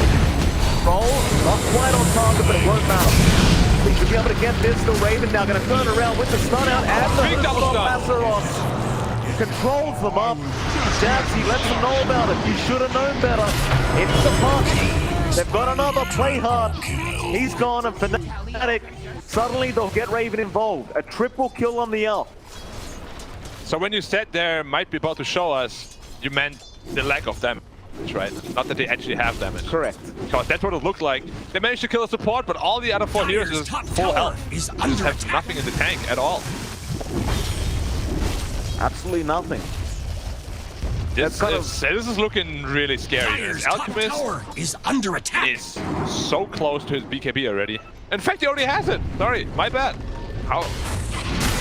Dire's top tower is under attack. It's a turbo game for Raven. Hook shot there. Barry shot, everything being thrown out, but there's your stampede. Raven is dropping a little bit lower, but not quite low enough. Hard stun out again out of Raven. Earthsplitter coming in with the hook stomp. Oh, goodness me. This is looking bad. Neon do not have an answer. At least right now. Death, he's still trying to run. Raven, he's going to be on the chase. Have a drink, he says. Death, going to get stunned up, and another kill out for the Alchemist. Not looking great for this guy's side. Kill his teammates a whole lot, but if Alchemist is this unchecked, you know, like how there's like this philosophy, yeah, just ignore the Alchemist, kill all his teammates the entire time, he can't get along. His teammates aren't even behind the network, and he is doubling the Weaver's network at this point. Like, it's absolutely ridiculous. You cannot leave an Alchemist alone for this long, and this shows exactly why. Like, this is the prime example of Alchemist game. Oh, literally, yeah. FNATIC playing it perfectly so far. See if Neon can find themselves an answer. I mean, I'm trying to look for one myself. Just very difficult to... not much, I'll tell you that. Not really much going on. I'm digging. Now Hyperstone up already, on its way to AC. And they're just feeling very confident to go into the Roach Pit. Could potentially be a turnaround fight for Neon. Like, he doesn't have his AC yet, so he's not having the biggest amount of armor. The Beatles could potentially put him into the negative, in which he then can die to the physical damage. But they're not even contesting on Dire here. They're like, alright, you take it. What potential with the first deal, though? I think you have to, right? Because you can barely kill Raven once. How are you going to kill him a second time? You may as well try for the steal if you are this clockwork. Roshan is getting low. Death is still around, trying to keep his distance. Now we'll scout out again. Moon in position to block. Will actually break his own smoke with the 8. This is down now on Moon. He's done a very nice target. Death really has no way out. That'll be another for the books. FNATIC, say thank you very much for that one. Yeah. I mean, I'm looking for some silver linings here for Neon, but I can't really find a whole lot. Weaver finishes St. Yasha, I guess, which is nice, but Alchemist almost has his AC, you know, like the next tier of items already. Although the Weaver's getting his farm up a little bit, doesn't really look like he can match the Alchemist at all. What would you do, Black? If you were Scam right now on the Weaver, what would you be doing? I mean, there's not really a whole lot he can do concerning item builds. Oh, the Remnant just off the mark, so they're gonna get the outpost. Like, his itemization is good. It is, but it's just too far behind, because Alchemist is just Alchemist. I don't know what to say. I don't know how to get back into this game. it's so tough. Mid lane, Mazarov looking for that initiation. She does get the hoof stomp. Great coordination by FNATIC. It's looking... Yeah, usually I would say they have to find pickup with the puck, but he doesn't even have his blink dagger yet. In fact, he's really far away from it. Jopaj, 1,000 gold until he has his BKB. Dire's bottom tower are coming out, so... Jules out onto the Weaver. They've got Scam. Top won't be there in time. They're still chasing him down. Mazarov, he gets the stun off. Now they're trying to death. It might be too late. Seniori's trying to help. He will not be able to, though. The IO has no healing going on. FNATIC will just clean them up again. They found Death now. He can try to run, but there's no way in hell he's getting out. It's FNATIC, they're running down mid. Death found Death. Dire's middle tower is under attack. They're fighting without the Alchemist, you know? Like, they won without the hero that has 21k network. And this is how bad the game is looking for Neon here. Looks like Radiant closed the blast doors. They know how far ahead they are. Neon, they'll at least glyph up and defend the high ground for a little bit. But this net worth lead only going to increase as time goes on. FNATIC in full control of this game, and yeah, I gotta admit, Black, I still haven't found that answer. Yeah, I'm still looking for it myself. Alchemist now hit 1,000 GPM, so yeah, maybe trying to set some records. Dire's bottom tower is under attack. 1,000 GPM sounds nice. Yeah, Weaver is sitting at about 500 himself, which is by no means bad, but it's not Alchemist. No. Dyer's Remember back in the day. Every time you spend money, or like you get salary or whatever, it just gets increased by nothing. Like you just make more money out of nowhere. How cool is that song? Sounds like a scenario that happened recently in the share market, but we won't talk about that too much. Raven, gonna go onto the high ground, tier 3 tower. Yeah, so how do you stop the Alchemist now? This is potentially the last fight for Neon here. Another great initiation. He found the mid-earth spirit. Yapar's gonna die. Scam, he's come in, so will Denny. While the Masteron, he's so confident. Move's gonna move in. They'll find another. It's not even close. They got Januel on the IO now. Buyback's committed, but this could be the last team fight. They are trying their best, but they're just all mine. Raven's in. He's already killed Clayton a second time. After death, they'll get the clockwork. There are no buybacks. FNATIC, they're going for 3, I think. Bottom barracks are under attack. It was a 5-0 fight. Dyer's No one is bottom even coming barracks close have to dying fallen. on the Radiant side. It's just way too tanky and all the heroes. It looks really silly. Like, yeah. I think we're just waiting for the magic letters here. G, G. No, Neon probably kind of digesting them, kind of thinking about what to do next. Scam, he's trying to creep skip, magnetize your punch. He's going to jump in and try and fight this one out, right onto Masteron. But he's going to be worried about Raven. Raven's just hitting him this whole time. The BKB not helping him out at all. Now they've caught the IO though. Januel, he's gone, and Yapaj will die again. Scam, he kills Jazz with the CD's balls. They've had enough. Yeah, unfortunately this game was super one-sided. More than 1k GPM advantage permanent. Alchemist is filthy rich, also sitting at a good 1k GPM mark. There's just absolutely nothing you can do. Like, you let him farm as uncontested as he did, no chance.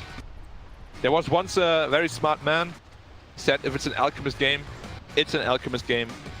And this was an Alchemist game. I do agree. It certainly was an Alchemist game. Black, let's head over to the panel and see what they had to think about this second game.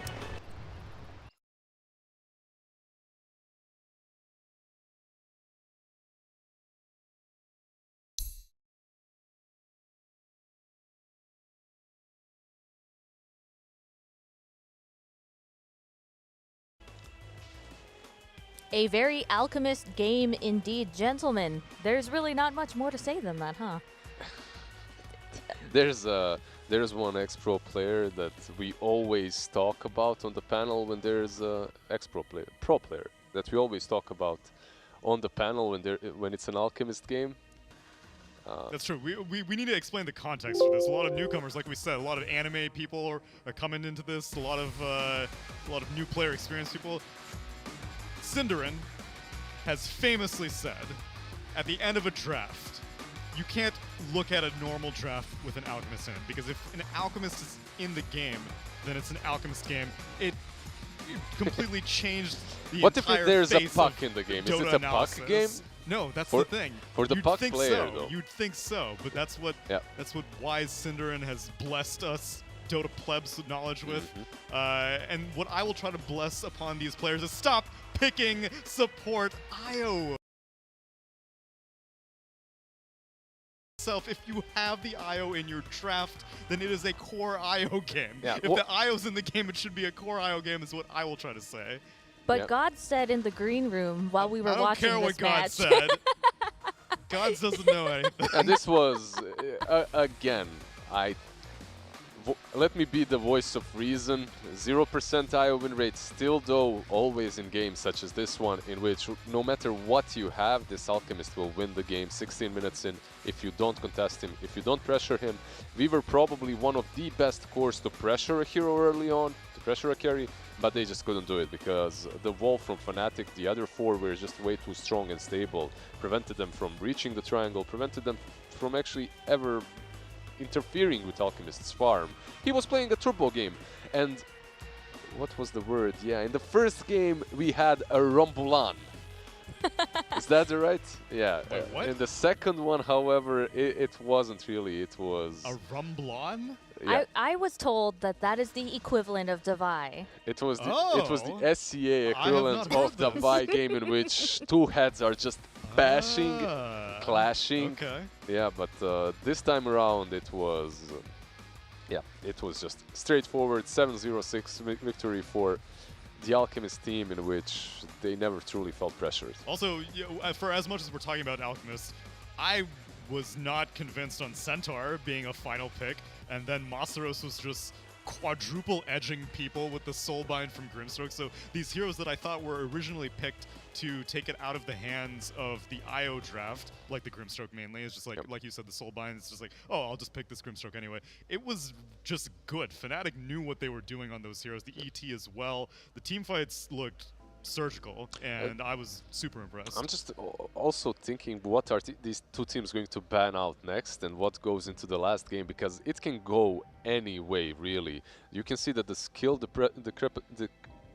discrepancy isn't really high, and they're really close. So one thing I'm definitely expecting to see is for that Alchemist ban to be going out first, because Alchemist Raven is our MVP for this match.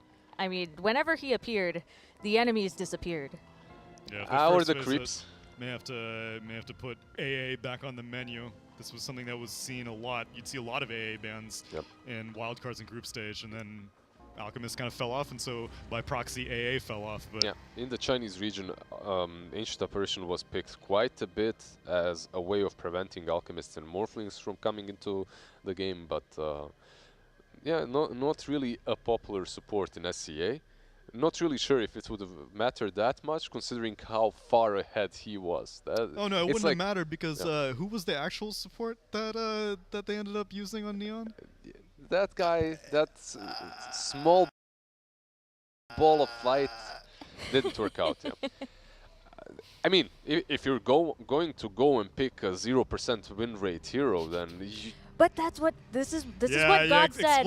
All right, we have to put some respect on God's name, because he gave us the stats in the green room during the last game. IO has been played as support and had one win, and it was Alliance versus OB.NEON. So it's and it was with the Weaver as well. It's with Weaver IO. So maybe OB.NEON saw it and lost to it and said, "Hey, it worked." Yeah, let's take this strat from this team that isn't in the tournament anymore. That sounds like a great idea.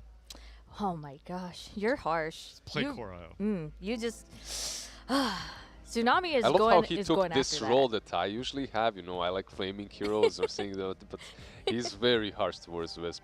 I mean, I'm a little bit biased. I love the hero. I played it quite a bit on the support role as well. So because of that, so you also lose a lot. I also lose a lot, definitely. but I still enjoy playing it. However, it definitely should be played as a core right now. It's much stronger. Well, if you lose a lot, then you know what your teammates can do? They can put you in a Toomey backpack and carry you on the go. We are able to have great games thanks to Toomey, take performance to the next level. And between Lizard and Tsunami is the Tahoe Finch backpack, designed for freedom of movement and maximum utility for gamers on the go. It's so flexible. I think I could fit inside, actually. Yeah. Look at this freedom of Tsunami movement. can put you in the backpack and take you on the go. I'm a gamer on the go. All right, well, follow Toomey on at Toomey Travel to explore more about elevating life on the move. We will be back with Game 3 after this short break.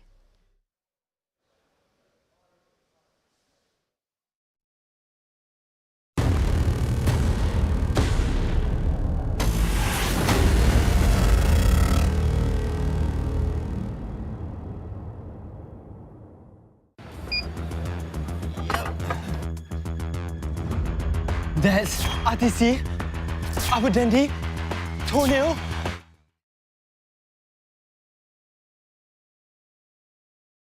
Sup?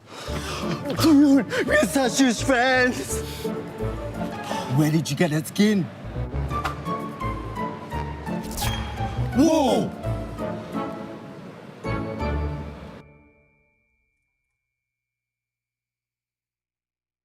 JBL presents The Sounds of Victory.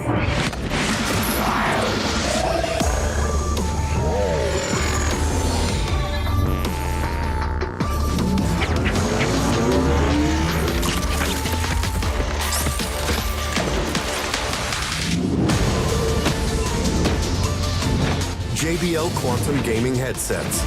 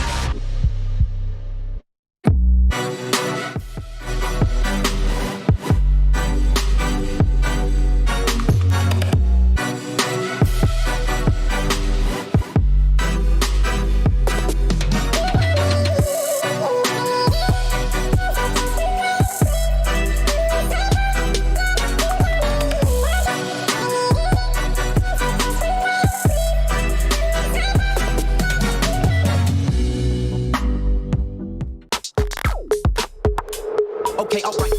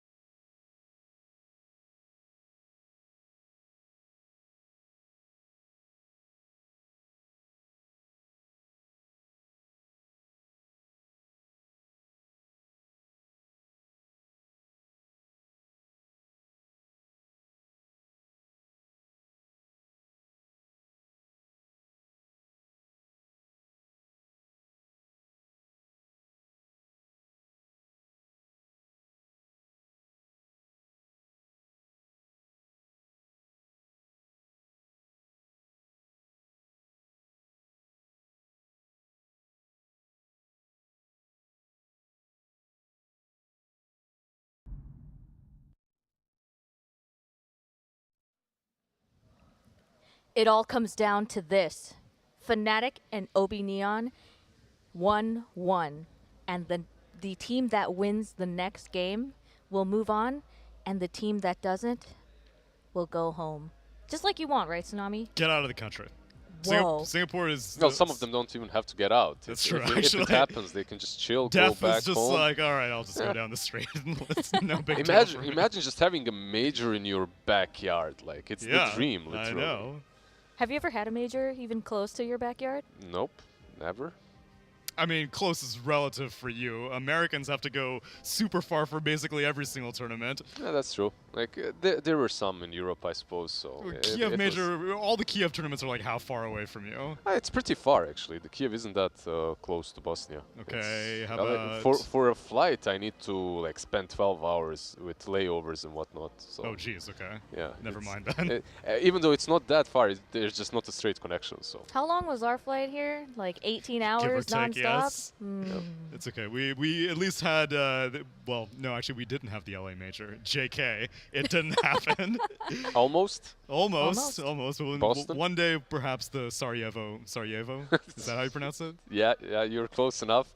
Sadly, I don't think we probably have the infrastructure by now to support it, but Let's make it happen. it would be cool. It would be cool. A different place. Sarajevo. 100%. FNATIC versus OB.NEON, gentlemen. It all comes down to this last game. Tensions must be really high. It looks like FNATIC might have pulled out their A game comfort pick Yeah. with the heroes that they picked this time. But do they have anything left? Oh, of course they do. They're a seasoned team, veterans of the scene. They have many different strategies that they can employ against Neon, but for me, it all comes down to, will Neon pick a support wisp or will they not? Because if they do, I'm jumping the hate train. It's all aboard, Lizard. Yep. I am the conductor, and It I'll doesn't give you look a that free great. ticket, my friend. Now, there's a reason. When I was talking about IO coming into the tournament, when we were talking about it, it was mostly as a core. You can see the adjustment OB.NEON. They ban out the Alchemist. I like it. We'll see if FNATIC actually let that Wisp go through, because if if Neon takes it and plays it as a core, it can be very problematic for But FNATIC. will they? Now that If Alchemist is banned, was the answer, I'm not sure if FNATIC was like, oh, Alchemist is how we beat a potential core IO, and no, Neon was also like, oh yeah, I guess that's how they railroaded us into turning it into a support. because Alchemist comes online a little bit too fast, and because of that, IO might be a difficult core to play against. Maybe. But I would rather find out as a core rather than finding out as a support, though. But I won't keep harping. Oh, they banned it. Nope, no IO, everybody. Okay, fine. So we're not seeing him. Are we gonna see Puck first pick? possibly there's Puck, there's Dead Prophet as well still in the pool. I would value perhaps Dead Prophet a bit higher, but Neon, so far it looks like Puck is their favorite. They go with Death Prophet. Okay. You mentioned this earlier in the first game that Death Prophet is great against Puck, so when they pick DP, then... It's I wouldn't say it's like a hard counter or anything such, but it's really strong right now in the meta. It's more flexible, I would say, than Puck when it comes to laning. Yeah. And the lane matchup itself is a little bit Death Prophet favored, so... It's just a... Like Lizard said, it's a vague opening. Death Prophet first pick could mean anything, and I still don't think we've seen Puck be flexed. Last game, right? Last game it was where was it, on the offlane? So. Oh yeah, never mind.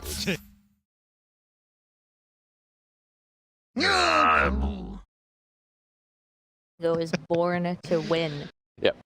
It's already into a Puck, though. It's already into a Puck, though, exactly. So explain that matchup to me. It's not so much in the lane or anything, but once Puck gets the Aghanim's Dream Coil, then Pango's roll just stays in place. He does a little burnout, not allowed to move, because rooted through spell immunity, which is another reason why Grimstroke, which FNATIC also played in the last game, is another counter against Pango. These Aghanim Scepter piercing leashes will keep him in play.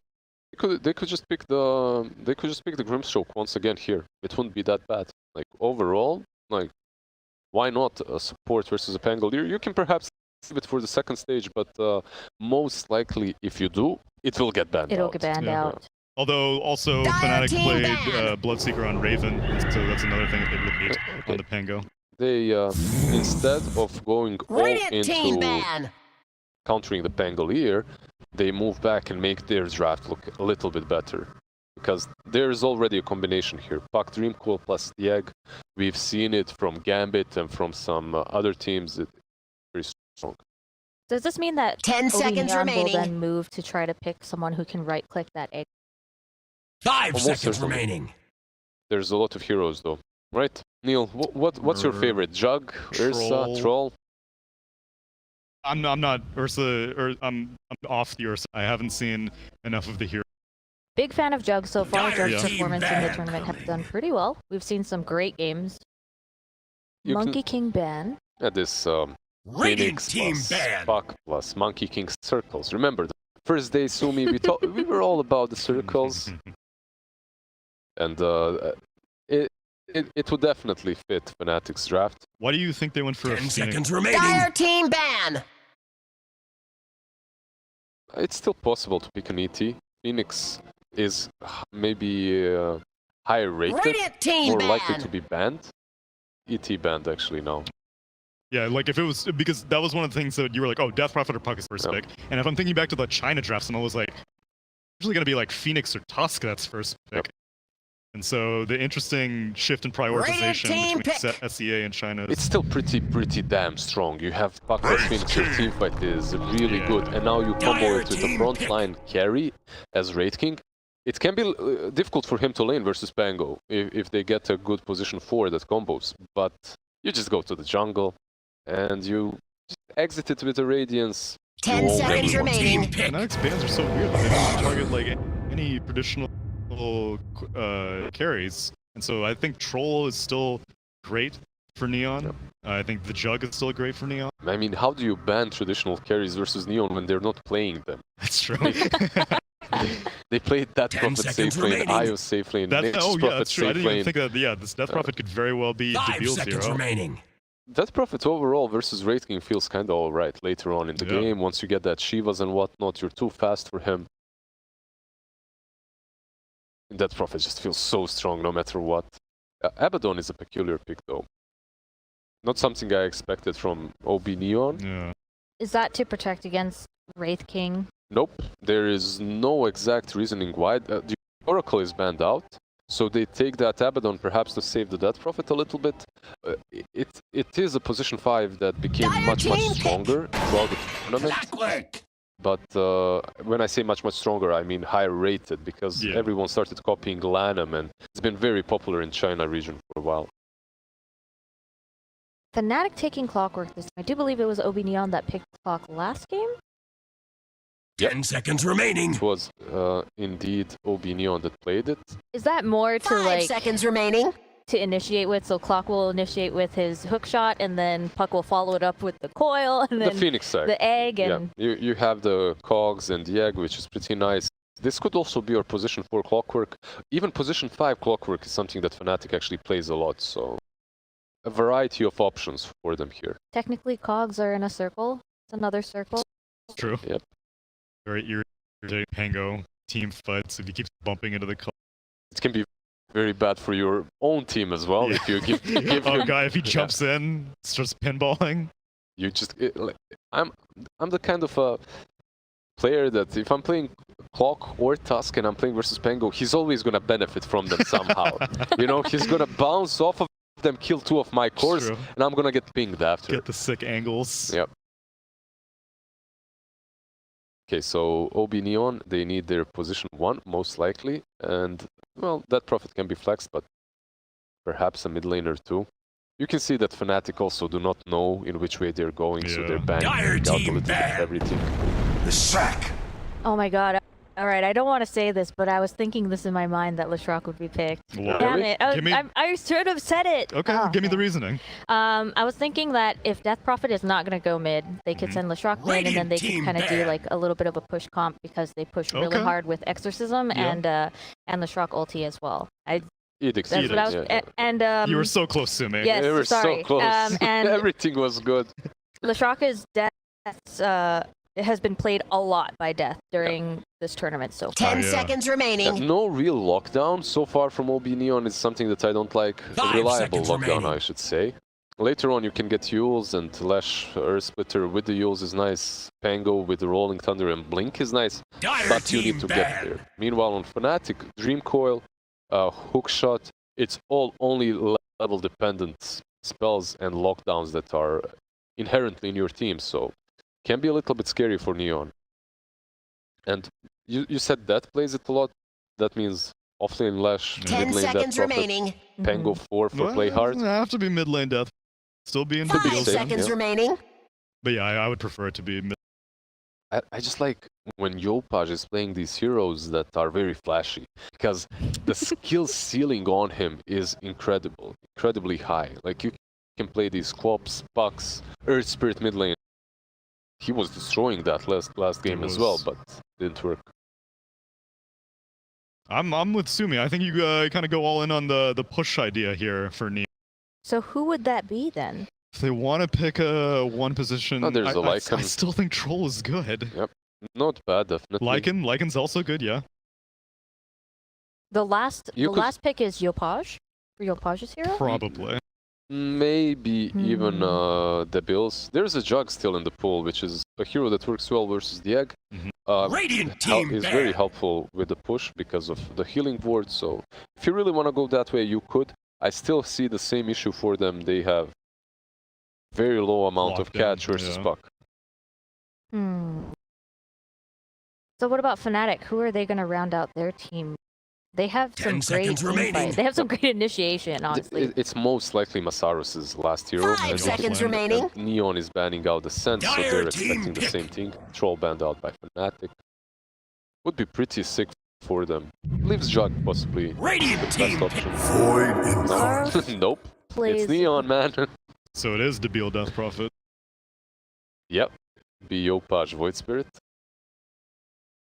So Death Prophet Lash can be a bit flexed, but should be Lash on the side lane, I think, and Death Prophet mid. Me pipe 5 seconds remaining.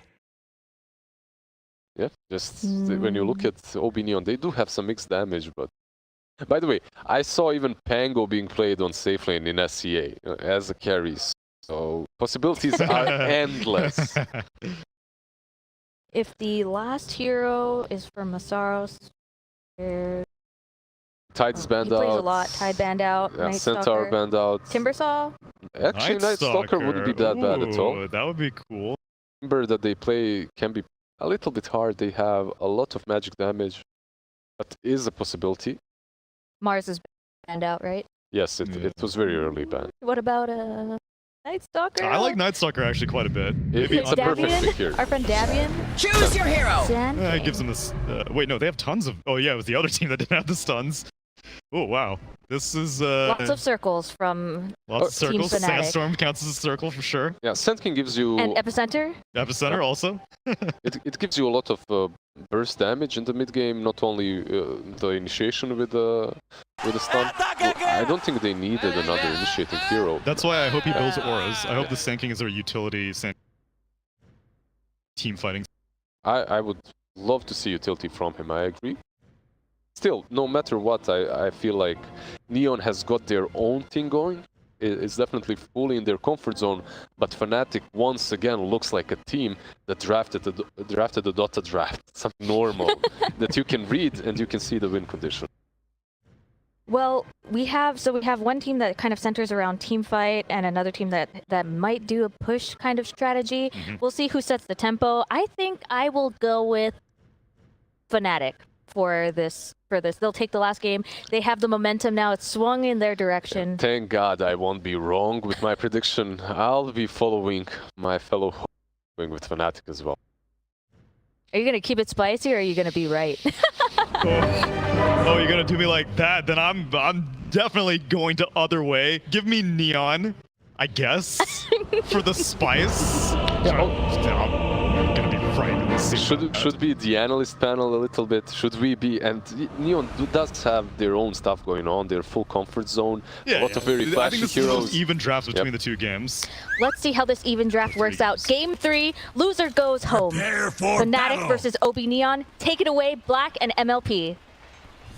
Yes, ladies and gentlemen, welcome back. We are here for our third game of this BO3 between FNATIC and Neon and Black. This is the one that matters, of course. Winner of this goes through to the next round. Loser has to go home.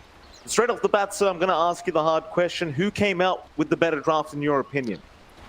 Well, this is veterans versus the new guys on the block, and unfortunately for the new guys, I do have to say I quite prefer FNATIC's draft this game. It's again, Neon, they always draft this kind of all-in team fight kind of style, but it's a very risky style nonetheless. It works sometimes, other times it doesn't. It's just a more solid draft overall on the FNATIC side. 30 seconds to battle. Tend to agree with you on that, I must admit. Moon and Yapash mid lane gonna say hello to each other. Bit of a love tap there from Moon. That'll be it. No wards being scouted out quite yet. Yeah, it's gonna be like so hard for them to shut down this Wraith King completely, and once he gets like 3-4 items, I feel like I've been saying that a lot in the past couple of days, but it never really happens. Like his Wraith King gets really strong, suddenly the team fights don't go in his favor anyway. So maybe Neon is onto something here, you know, that I'm not fully aware of yet. But from my experience, this should be going to FNATIC's favor, at least in the early game. So this whole it does seem that way. Neon, they are one of those very unique teams in that way that they draft these interesting drafts that nobody understands, and then you assume they can't win with it, but then they make it happen anyway. Something tells me this could be one of those games, but we'll wait and see as the laning stage does begin. See that mid lane, Yopaj up against Moon again on the puck. I'd say this time around, Yopaj has a much better hero for that mid matchup on the Void Spirit, and I'd say he should also have even more impact than last game on the Void Spirit. Yeah, better matchup, but come mid-game, it's gonna be quite tough to fight against the puck. But as you said, there's definitely a lot of room for rotations here once he reaches level 6. The side lanes aren't super strong until they all get their levels up. Phoenix as well as Clock very level dependent, so I assume, and I would guess that Yopaj is gonna do a lot of work here early in the game. What about those power runes, that 4-minute mark, it seems, between these two? Yeah. Which the 50-50s have been going into the favor of Moon so far, in this series at least. So he seems to be a little bit more blessed by Gaben. Maybe he did his morning prayers. Offered him all. I don't know what you offer Gaben. I guess some $10 bills, $100 bills. No, just throw your wallet in. Just your wallet. Your whole wallet? All right. Yeah. Sounds good. Maybe like a gold bar. Yeah, I mean, whatever you have. Just whatever, just anything. Get it out there. Gaben, I don't have money, but would you accept my $9,000 Rolex watch? And suddenly the watch just disappears. Your offering has been accepted. And you get all the runes. Love you, Gaben. Who doesn't? Everybody does. He's the greatest. Exactly. Like, even people that don't play Dota love Gaben. Everybody loves Gaben. Everybody. Top lane, like Skem on that pos 1 Leshrac. So far, not having too bad of a time. Saros only sitting at 1 CS on the Sand King. Those now double it to 2. This position 1 Leshrac though, do you... It's been a while since I've seen it. How powerful is it? It can snowball pretty damn hard, DJ. Getting a little bit low here. But yeah, it can snowball really hard in the mid game. Laning phase is pretty strong since you're a ranged hero with a stun and a lot of damage potential with that heroic edict. So I always liked it quite a bit. It's just once those BKBs come out, like you just don't do anything for quite a while, which is why Leshrac carry, you know, sometimes we see it, especially Liquid as a team that picks it sometimes, and it works really well for them. But it's a really risky carry to pick, because it's not really a carry in that sense.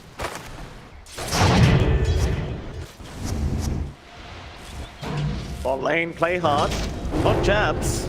Jabs really slowing it down with those fire spirits, and like you said, Black, he just dives away. I think he's just going to run all the way back to the fountain to boot. He's not actually going to commit the cell, rather than hold on to it and TP back into lane. Definitely, he was very close to base anyways, so it's not the longest walk. And he'll be able to deliver some much needed items for the Wraith King as well. We can already see Death Prophet here on the off lane, completely free farming, out CSing everybody on the board. And I don't know why people keep giving away Death Prophet. I feel like this hero currently is just absolutely bonkers. It just does everything. And it's really scary, and it never gets banned, seemingly. Does not. In the hands of Death Summer, a very dangerous hero. We've seen it many times so far from him. Always effective, and every time we think he's dead, those Spirit Siphons get started, and suddenly things just kind of turn around. So, see if that's going to be the case this game. But he is farming extremely well, like you've mentioned. And that's already a great start for him. I expect a very fast Dual Scepter up. It'll be quite detrimental for FNATIC as time does go on. Like an amazing laning phase for Neon. They're already 1k ahead without first blood happening anywhere. It means they're getting the better out of the lanes by far. Raven dropping a little low. He has managed to work with though. He is not very comfortable down here. ED. Masaros is in the a lot of damage.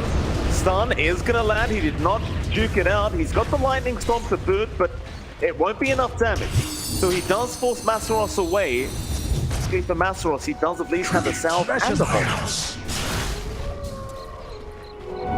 I'll take your tribute. Also be able to get Bounty Rune here to get back to full health again. I'm a little scared for FNATIC. They don't manage to find some good rotations with that puck, because the side lanes are not going very well bottom tower right now. is under Sand King is suffering, so is Wraith King. Puck has a lot of work to do. Speaking of the Wraith King, Raven trying to stun on to play hard. Icarus dive to Bird, slowing play hard down, and this should be a kill on the Pengon. They will get it. Raven actually able to take the kill with the skeletons. The Jabs just allowing the skeletons to hit away and feeding the kill over to his carry. Yeah, the good old Skelly Bros with 350 movement speed and like 35 damage, hitting like a truck. Yeah, if you have no way of running away or dealing with them, they can definitely just decimate you in the lane. It happened there, and this is much needed for the Wraith King. He is still sitting very low in the CS department, but that first blood is certainly going to help him out. Quite a slow lane. Haste Rune activated. Quite online gonna though. go for this. Oh, that's a big amount of damage. Moon is in big trouble. He is gonna fairy fire and jabs. He's gonna be there to save the day. Close call. TP rotation here. Jay going very aggro. They have to be careful though. This edict in this jungle kind of scenario can be really deadly. Level 3 edict as well can easily solo kill any of those heroes. Distortions in the void. Radiant structures are He's gonna back out. He's gonna start roaming through the river, maybe into the mid lane. All lanes pretty quiet right now. We don't really see too many big rotations happening. It does seem like both teams are very happy to just secure their own farm, at least for now, and confident to move into the mid game. But we do look back at question. What happened mid game? What happened in the mid lane MLP? Puck is behind 900 gold. He's losing the lane hardcore. I told you. Moon, he's in danger. Yopaj again gonna make the dive in. He does have one step charge. But that's the one thing. You can never count Yopaj out. He's just one of those players. No matter what the matchup is, he somehow makes it work. I feel like Yopaj is a very hot or cold player. Like sometimes he just absolutely crushes the game. Other times you don't really feel his impact too much. But this game seems to be one of those games where he's just on. And he's going to make this game very difficult for FNATIC. Already leading 2k gold, even though they suffered first blood. Good news for FNATIC. This time around, they won't have the Alchemist to go back to either. Raven's gonna do it the old-fashioned way.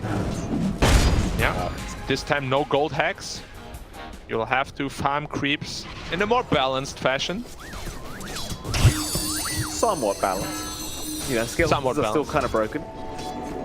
That is true, that is true. Double void step here. They are going in again onto Moon. They love going after this puck, and this time they will be able to secure. Paj taking the kill himself from the Void Spirit, and well, now I guess they could stick around and pressure the mid-tier 1. They do have Skem around on the Lesh. They have a ward on Raven. You can see him very clearly here, rotating in on the Pangoli as well. Raven, he's going to try back, but look at the damage output. He does not have Reincarnate. Now he does. He skills it up. He's just going to try and help out by blocking the way, but Yopaj, he's not done. He jumps in with the DD rune. Won't be able to hold down Raven. Radiant's middle tower is under attack. That's going to be about it. You can see Neon. They're getting warmed up now. Feeling confident.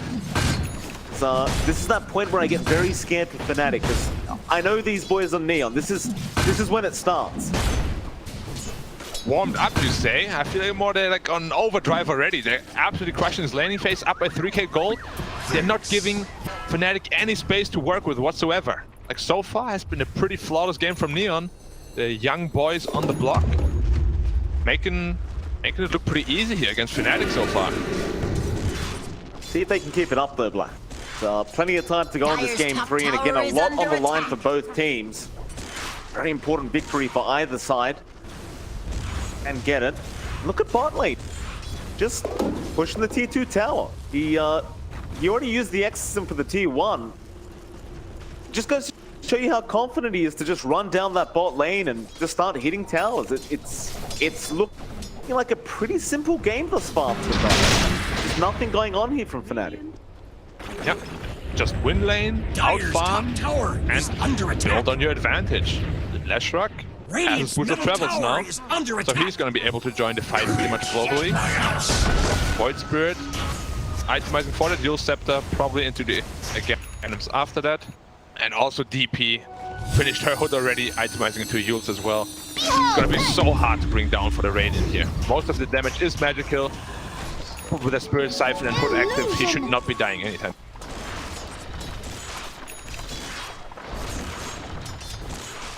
Moon. And I'm wondering what itemization he's going for in the park. 3 null talismans for now. Queued up either. Like, he doesn't even have boots yet. He has been really shut down in the laning phase, and any sort of item, whether it's travels or blink dagger, is pretty far away. Still 2,000 gold away if you choose to go for blink. There's a group up in mid lane. Neon, they want to start the push. They very well can do so with that E. They're not even going to put his ulti. Damage output on that tower is way too strong. Catapult alive as well with the Abaddon here. No danger of dying whatsoever. King top.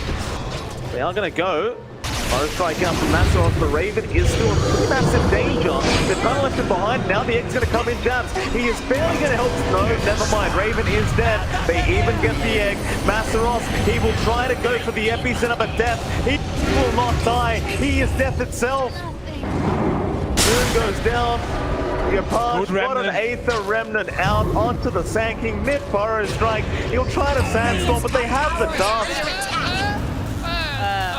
There they go. Mid lane.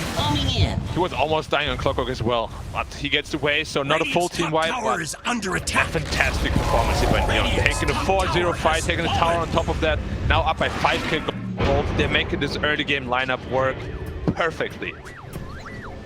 Really is perfect. 5k net worth lead at 12 minutes in. Very impressive stuff. Deadly. We haven't seen anything from the puck yet. No movement around really. 0-2-0. A hero that throughout this entire tournament and even the DPC seasons, we've seen him do a lot of work. Struggling to find his place in this game. There is a lot of pressure resting on his shoulders because, as we said, he needs to be the one to initiate those team fights and get something going for his team. He's half the net worth almost of Yapaj. I think that's where it kind of stems back to, is the fact that he just doesn't have any gold right now. Actually behind Masteros and the Sand King, who's also been struggling. Now Neon, they've popped the smoke. They want to keep going. They understand how strong they are. Dire's top tower is Toward that under top attack. lane they go. Yapaj, he'll lead the charge. At all. On to DJ and 4 Clockwork, your cogs up. Masteros is also around the Sandstorm. In fact, they're going to go after the big target. They go straight to the Sand King, into the Clockwork. And they are making it look so easy. Dire's top tower is under attack. Yeah, they're just outplaying them completely here. Like, FNATIC does not find their place on this map at all. They're just trying to farm the Radiance up, but he's so far away from it. Still almost 3k gold away from it, 1500 away from the relic. They just have no space to work with at all. Mid tower now in big trouble. They still have a glyph to work with. Once the tower is gone, all the T1s are gone. The map is going to be so small for FNATIC. That's the real issue, right? Like, you're already so behind in gold, and what do you do when you've lost map control? Which they are just about to now. As Yapaj, he will finish it off. You lose map control, you lose space, you have less places to farm. That triangle's not even safe. Skem's running around and already farming it up. FNATIC, they can't defend their triangle. They can't defend anything right now, seemingly. Like, they have a huge amount of team fight, and this is really where the lineup's strength is. They can't get anything started here. They need to somehow smoke up and get a good team fight going, because this game is going completely the wrong way. Out of control. Almost here. What is Neon's side? Dire's bottom tower is under attack. Got so much more items here on DP. Almost Yule Scepter up. Yule Scepter almost up on Void Spirit as well. Once those 2 items are up, probably see another smoke. Just try to invade the triangle again. Those items flying out now, and I think you are right about that smoke, Black. They group up mid lane again, just hanging around. In fact, they are starting to split up. Never mind. But I think we will be seeing it very, very soon. That smoke up that you talked about. And there you go. They do pop one. Yapaj, he's going to clear out the mid wave. Maybe even bait for the team as they stand right behind him. Do it with flair. He really He's can't. having an arcane rune. It's gonna be so scary for this next team fight. This Void Spirit is gonna be a very big problem. Or Phoenix, is he gonna get out? Yeah, Jabs gets jumped on. There's the Yule Scepter into the Aether Remnant. Do they have complete control? It does look like they do. Easy. Dire's Absolutely top easy for tower them. is under Might attack. wanna pop the Exorcism here to get the tower, perhaps? But still have a glyph to work with of course. You don't want to waste Exorcism at this stage of the game. It's still a very important teamfight tool. Top lane, they are seemingly trading the tower. When I say trade, so far, Neon is playing very conservatively. Yeah, I mean, it's not exactly a direct trade by any stretch, because now the rotations are coming down board. They get the tier 1, but you're going to have to give up the tier 2 tower, and FNATIC, they know they can't really defend this. They're going to pop the glyph to try and slow it down, but the siege creep is probably going to survive. And yeah, there you go, Death. He'll tank the tower. Tier 2, there will be no defense. They're not even going to try. In Interesting item choice here by Moon, going for the Boots of Travels with already a pretty rough game, meaning his Blink Dagger will be delayed even further. However, Sanking at least has his Blink Dagger now, so there is potential for a huge epicenter power strike, which they really need at this point. They do. Dire's top tower is Go another under attack. T2 going down. EB's up top from Yopaj. Looks like he wants to make sure his tier 2 top stays safe. Fair enough. FNATIC. I mean, you're just playing the farm game right now. That's all you can do. You need at least Raven to have that Radiance up before you really get involved. And even then, he's probably just going to keep farming up on that Raid King. He's got it soon at least. So at least there's going to be a bit of escalation for FNATIC with their carry. This Radiance is going to be a big power spike. I'm just a little afraid that the supporting cast might not be strong enough for him. Although they do have big AoE ultimates, it's going to be very hard to lock down the Neon side here and find the correct targets. Because they have so many people that can just cut the backlines and make life hell for this Phoenix as well as this Puck. Hard indeed. Ashrock lane on his way, farming a Bloodstone. Once that's up, he is gonna be virtually unkillable with the Lashrock behind him as well. Sorry, the Abaddon. Scam special, that pause one that track. You know, Scam, he runs very unique position ones. I have very fond memories of the pause one kit. I talked a lot of trash about it when I was casting it the first time, I'll admit that. He proved me wrong very fast. Yeah, he's not a typical hard carry player. As you said, he has this very special hero pool. He likes his Weavers, his Lashrocks. Even the Rickies, you know, he just likes to be in the action and then starts killing heroes. Has always been his style. Which, you know, can be a limiting factor as the tournament goes on, because people will of course identify that as well. Yeah, and be more ready style. Very talented player, Scam. FNATIC getting a bit of space here. Raven has been able to farm up the Radiance now, so definitely good news for FNATIC. Neon, they have kind of let them be for a bit. He's going to be on the Sank here. Saros, already been a tough game for him. Gonna find out the hard way. Oh, nice blink out. It's just not going to matter. Yopaj, he's all over it. They've got the control, and look at the damage output. He just blew him up. I mean, Lashrock is just one of those heroes. It's like a pure DPS machine. And so is DP, really. Like, they have so much damage on this Dire side, just passive damage. Which I've spoken about before. Coil on the Pangolier here. You're going to try. Leash almost nowhere off. I don't know if it is. They hookshot, and he is still alive, but finally does go down to dirt. They have lost another though. Jabs is down, and now the Raid King Raven. Not looking so royal, and the tips are coming out. Neon. You start to wonder whether it's... And he gets taken out immediately. Like, he did nothing that fight. Exorcism just eating through him. DP, one of the hardest counters to Raid King. And again, like, raises the question, why is a hero like DP not more highly contested in the banning stage, you know? It seems to just be a crazy hero performing every time it's picked, pretty much. DJ, a bit of trouble here, perhaps. Just gonna TP out. Just TP out. Forehead. Daniel, Dire's middle tower is under attack. Precious bounty. FNATIC moving through the river. Looks like they may have spotted out Yopaj, but I think you can really kill him right now. In fact, Yopaj is 250 gold away from an Aghanim Scepter. Oh boy. 20 minutes in, Yule's Ags up on the Void Spirit. FNATIC, that silence is going to really ruin their team fight. There's already so much silence with the Death Prophet, and now you've got a double silence coming out on the Void Spirit. They're gonna smoke up beforehand anyway. Abaddon too. They have so much silences.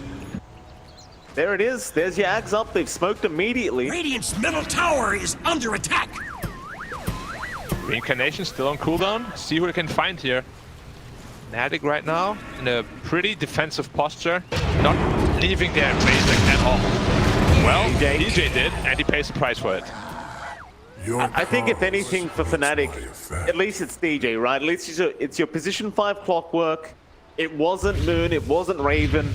And then now they know where Neon are, so they can go down towards the bot side of the map and just kind of avoid them for a bit. Sure, if you like recall what happened in game 2, it looks very similar in this game now, except it's Neon in the driver's seat and not FNATIC. FNATIC just seems to be too scared to go even to their triangle to farm, and you can't blame them. The entire map control is going to Neon right now. Oh, now the initiation is tanking here. He's trying his best to split push that top lane and make more space, but every single time he does, he gets punished. This feels like it's all Masros can do though. If his team's not ready to fight, he just has to do his job and split push lanes, but now the Roshan's happening. Without a Sankey, you can't fight this. Yeah, Clock is not even trying to steal it. And let me ask you, MLG, if they don't feel ready to fight with 2 Blink Daggers online on their big AoE heroes, when do they ever want to fight? That's a very good question, Black. I don't have an answer to that, unfortunately. It's kind of like the last game. We didn't have an answer for the Alchemist. This game, I don't have an answer for FNATIC against Neon as a whole. I mean, 10k net worth lead, ages taken. What do? Raven eventually will scale on this Wraith King, but it's going to take a while, and now they're going to smoke. They're going to try with the double blitz you talked about. He's in trouble here. He is in trouble. Radiant's top tower is under attack. Oh no, they're going to go in anyway. Burrow Strike is down. They've got the Abaddon. That is a hard target. The hookshot and instead onto the Pango, and Playhard is going to die, but Masaros has been caught again by the Remnant. Yopaj not going to capitalize. He'll back off, but here comes Den Summer right onto Raven. They want the big boy, but Epicenter is in. It's not going to be great, however, right onto Genuine Masaros. The egg. The back. Green coils there. Moon holds them down into the egg, but where's the damage output? Maybe it's coming in, Moon. He's been caught out. He's very low on that puck. He will die a second time. A dieback immediately. They do at least kill off Yopaj. There's something for FNATIC, but a dieback on your mid-puck, not going to feel great.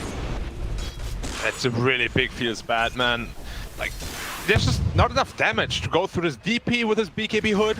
Abaddon just keeps healing you up. The shield was very well placed on the Death Prophet, so you can pop his BKB through the epicenter. And your left just seems unkillable at this point. With the Bloodstone, just too much spell healing coming out. And now they're knocking on the high ground. They still have a glyph available, but it's going to be very scary. Exorcism up in 20. Yeah, I mean, Yopaj will know Yopaj. They're going in. They don't care. They're more than happy. They've got 30 seconds without Moon. Looks like they are going to be a bit cautious, though, without their mid-Void Spirit. But Neon eventually will just make their way back into that tier 3 tower. There you go. There's the Exorcism out now. Scam, frontlining. Just forcing them back. FNATIC. They've got to find a way to initiate into this team fight. They don't have Epicenter. They don't have Edge. You stopped them. You can't stop them. There's nothing they can do. They just watch the barracks die. At least Wraith King is still farming on the opposite side of the map. Yeah, they just have to give it up. Scam, he's just tipping them while they're closing in their rats. He's torturing them. Moon is caught out again. The Remnant is going to connect the Rolling Thunder. It's all there, Moon. He just respawned. The tips again from Playhard. Now as well. Puck died 3 times in like 2 minutes. Not a good look here by FNATIC at all. They're getting absolutely humiliated by Neon at this point. At least Exorcism is on cooldown now, so perhaps they can defend their second side of barracks. But Wraith King doesn't feel like he's ready to fight it at all. Still 2,000 gold away from his BKB. And smoke up though. This is like a desperation smoke here. They need to win this fight. It is. And DP is all by himself. Potentially. Yeah. Maybe. Probably not. They're going the opposite way. It's hard. If he gets his BKB off, puck DPing middle, you have to be so careful here. Turn. It'll be fine for Nell. He won't jump in. FNATIC so desperate at the moment. Raven, he's getting close to the BKB. At least with the BKB up, you won't take so much damage so fast on this Wraith King. You can actually get some hits off. He's just gonna get it up. Almost there. Bot lane, however, Masaros. Remnant out. Yopaj, he's got him. The silence is gonna make it impossible the Masteros to get away.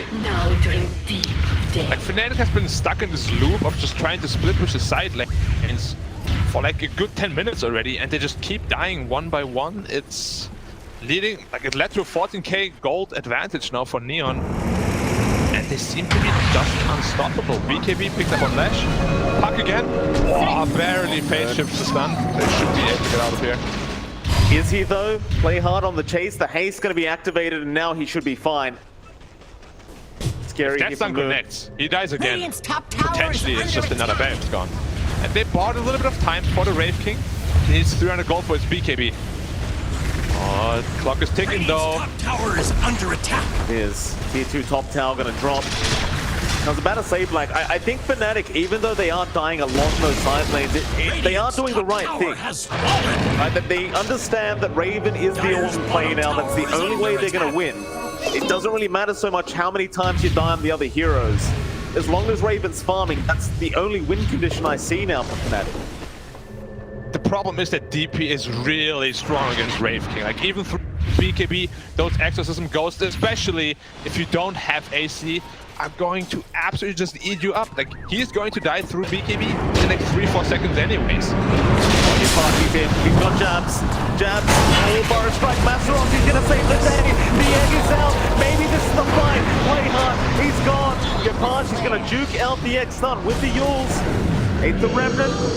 Hold one down. Raven, he's joined in. He wants to fight, but here they go. Neon, they'll turn right back around. Raven, he doesn't want to be here anymore. He wants to run, but the life, at least the first one's gone. Masteros, he's back in. Double Boris strike out. Buyback, stay finish, play hard. But look at your Wraith King. The King is dead. Moon. He'll get his way up. Oh no. He is not out. Yule's up. Remnant, easy pickoff as well. Everything's going wrong. No puck buyback, no Wraith King buyback. This is going to be another side here. Oh, Neon. It's like after Neon lose a game, they get more hyped up. They get more excited. Tower is under attack. I mean, it just comes back to that draft. And like, Neon with DP looks like a completely different Neon. Like game 1 they had DP, game 3 they have DP. Both games just look absolutely one-sided. So, you know, maybe consideration going further into the tournament. Just ban that hero against them because they're way too comfortable on it. It's even crazier, Black. They're not even playing with keyboards. Go on their Twitter. They're playing with joysticks right now, Neon. I don't know how they do it. I've seen that too. Maybe that's the strategy. You know, maybe there's some extra buttons that a keyboard doesn't have. Maybe it sits more comfortably in the hand. Who knows? Like it's the next level tech. We'll have to have an investigation on Neon after this. These joysticks may be given the advantage here against FNATIC. We'll find out. Neon looking extremely powerful, however, joystick or not. 18k net worth lead, 2 racks is up. Black, give me some hope. Give me a win condition. What do FNATIC need to do?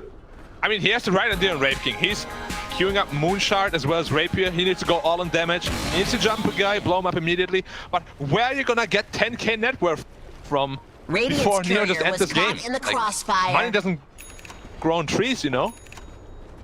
I guess they could ask Neon. Maybe they could take a loan out.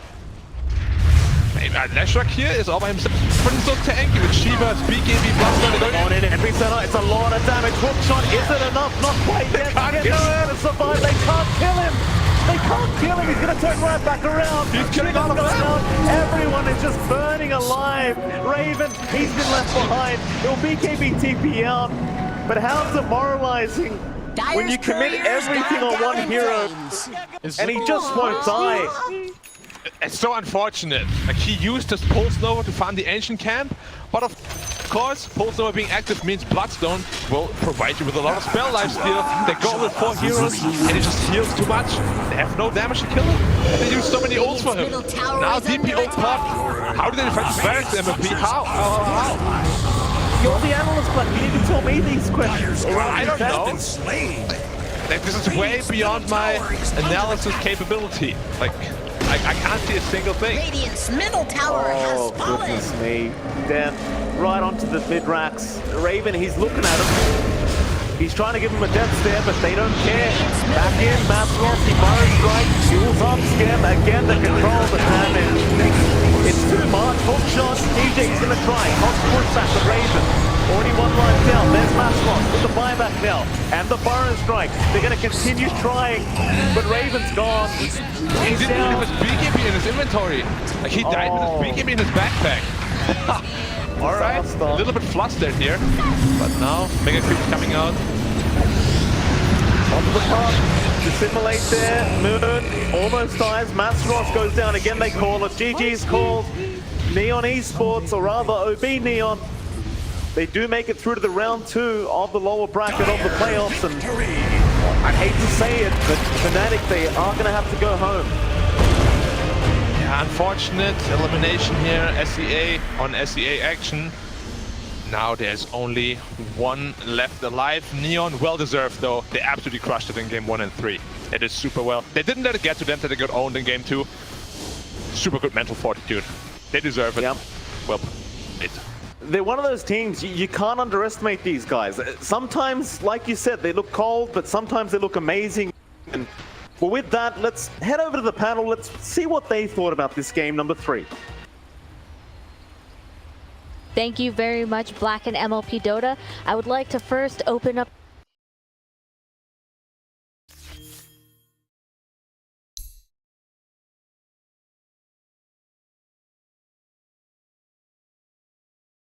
Black and MLP Dota. I would like to first open up this panel with a public apology to my friend Lizard. I won't look at him, but I am very sorry for what I have done to you by pressuring you into the FNATIC prediction. Yeah, like I've been led astray. But yeah, that's what you get when you copy someone else's homework. No. That's what true. happened was you got overconfident. I was copying your homework early on, but then you started feeling yourself. You were like, "Do you want to go Neon or do you want to be right?" And I was like, she's gone too far at this point. She's too powerful." The anime storyline took over. Yeah, overall Neon, they played this wild draft once again in which you don't really see a true positional one. But man, it worked out for them. It worked out for them in that first game. It worked out for them here too. In that first game, maybe even a little bit closer to a true core in that Nature's Prophet than in this one, in which they have a trio of Dead Prophet, Lash, and Void Spirit. But they play their own style and it works. Yeah, and for FNATIC, man, this is... And they win one game. They come to the major, top the DPC. They win one game throughout their entire performance in this tournament, which is a bad look. I don't really know what the power ranking for Southeast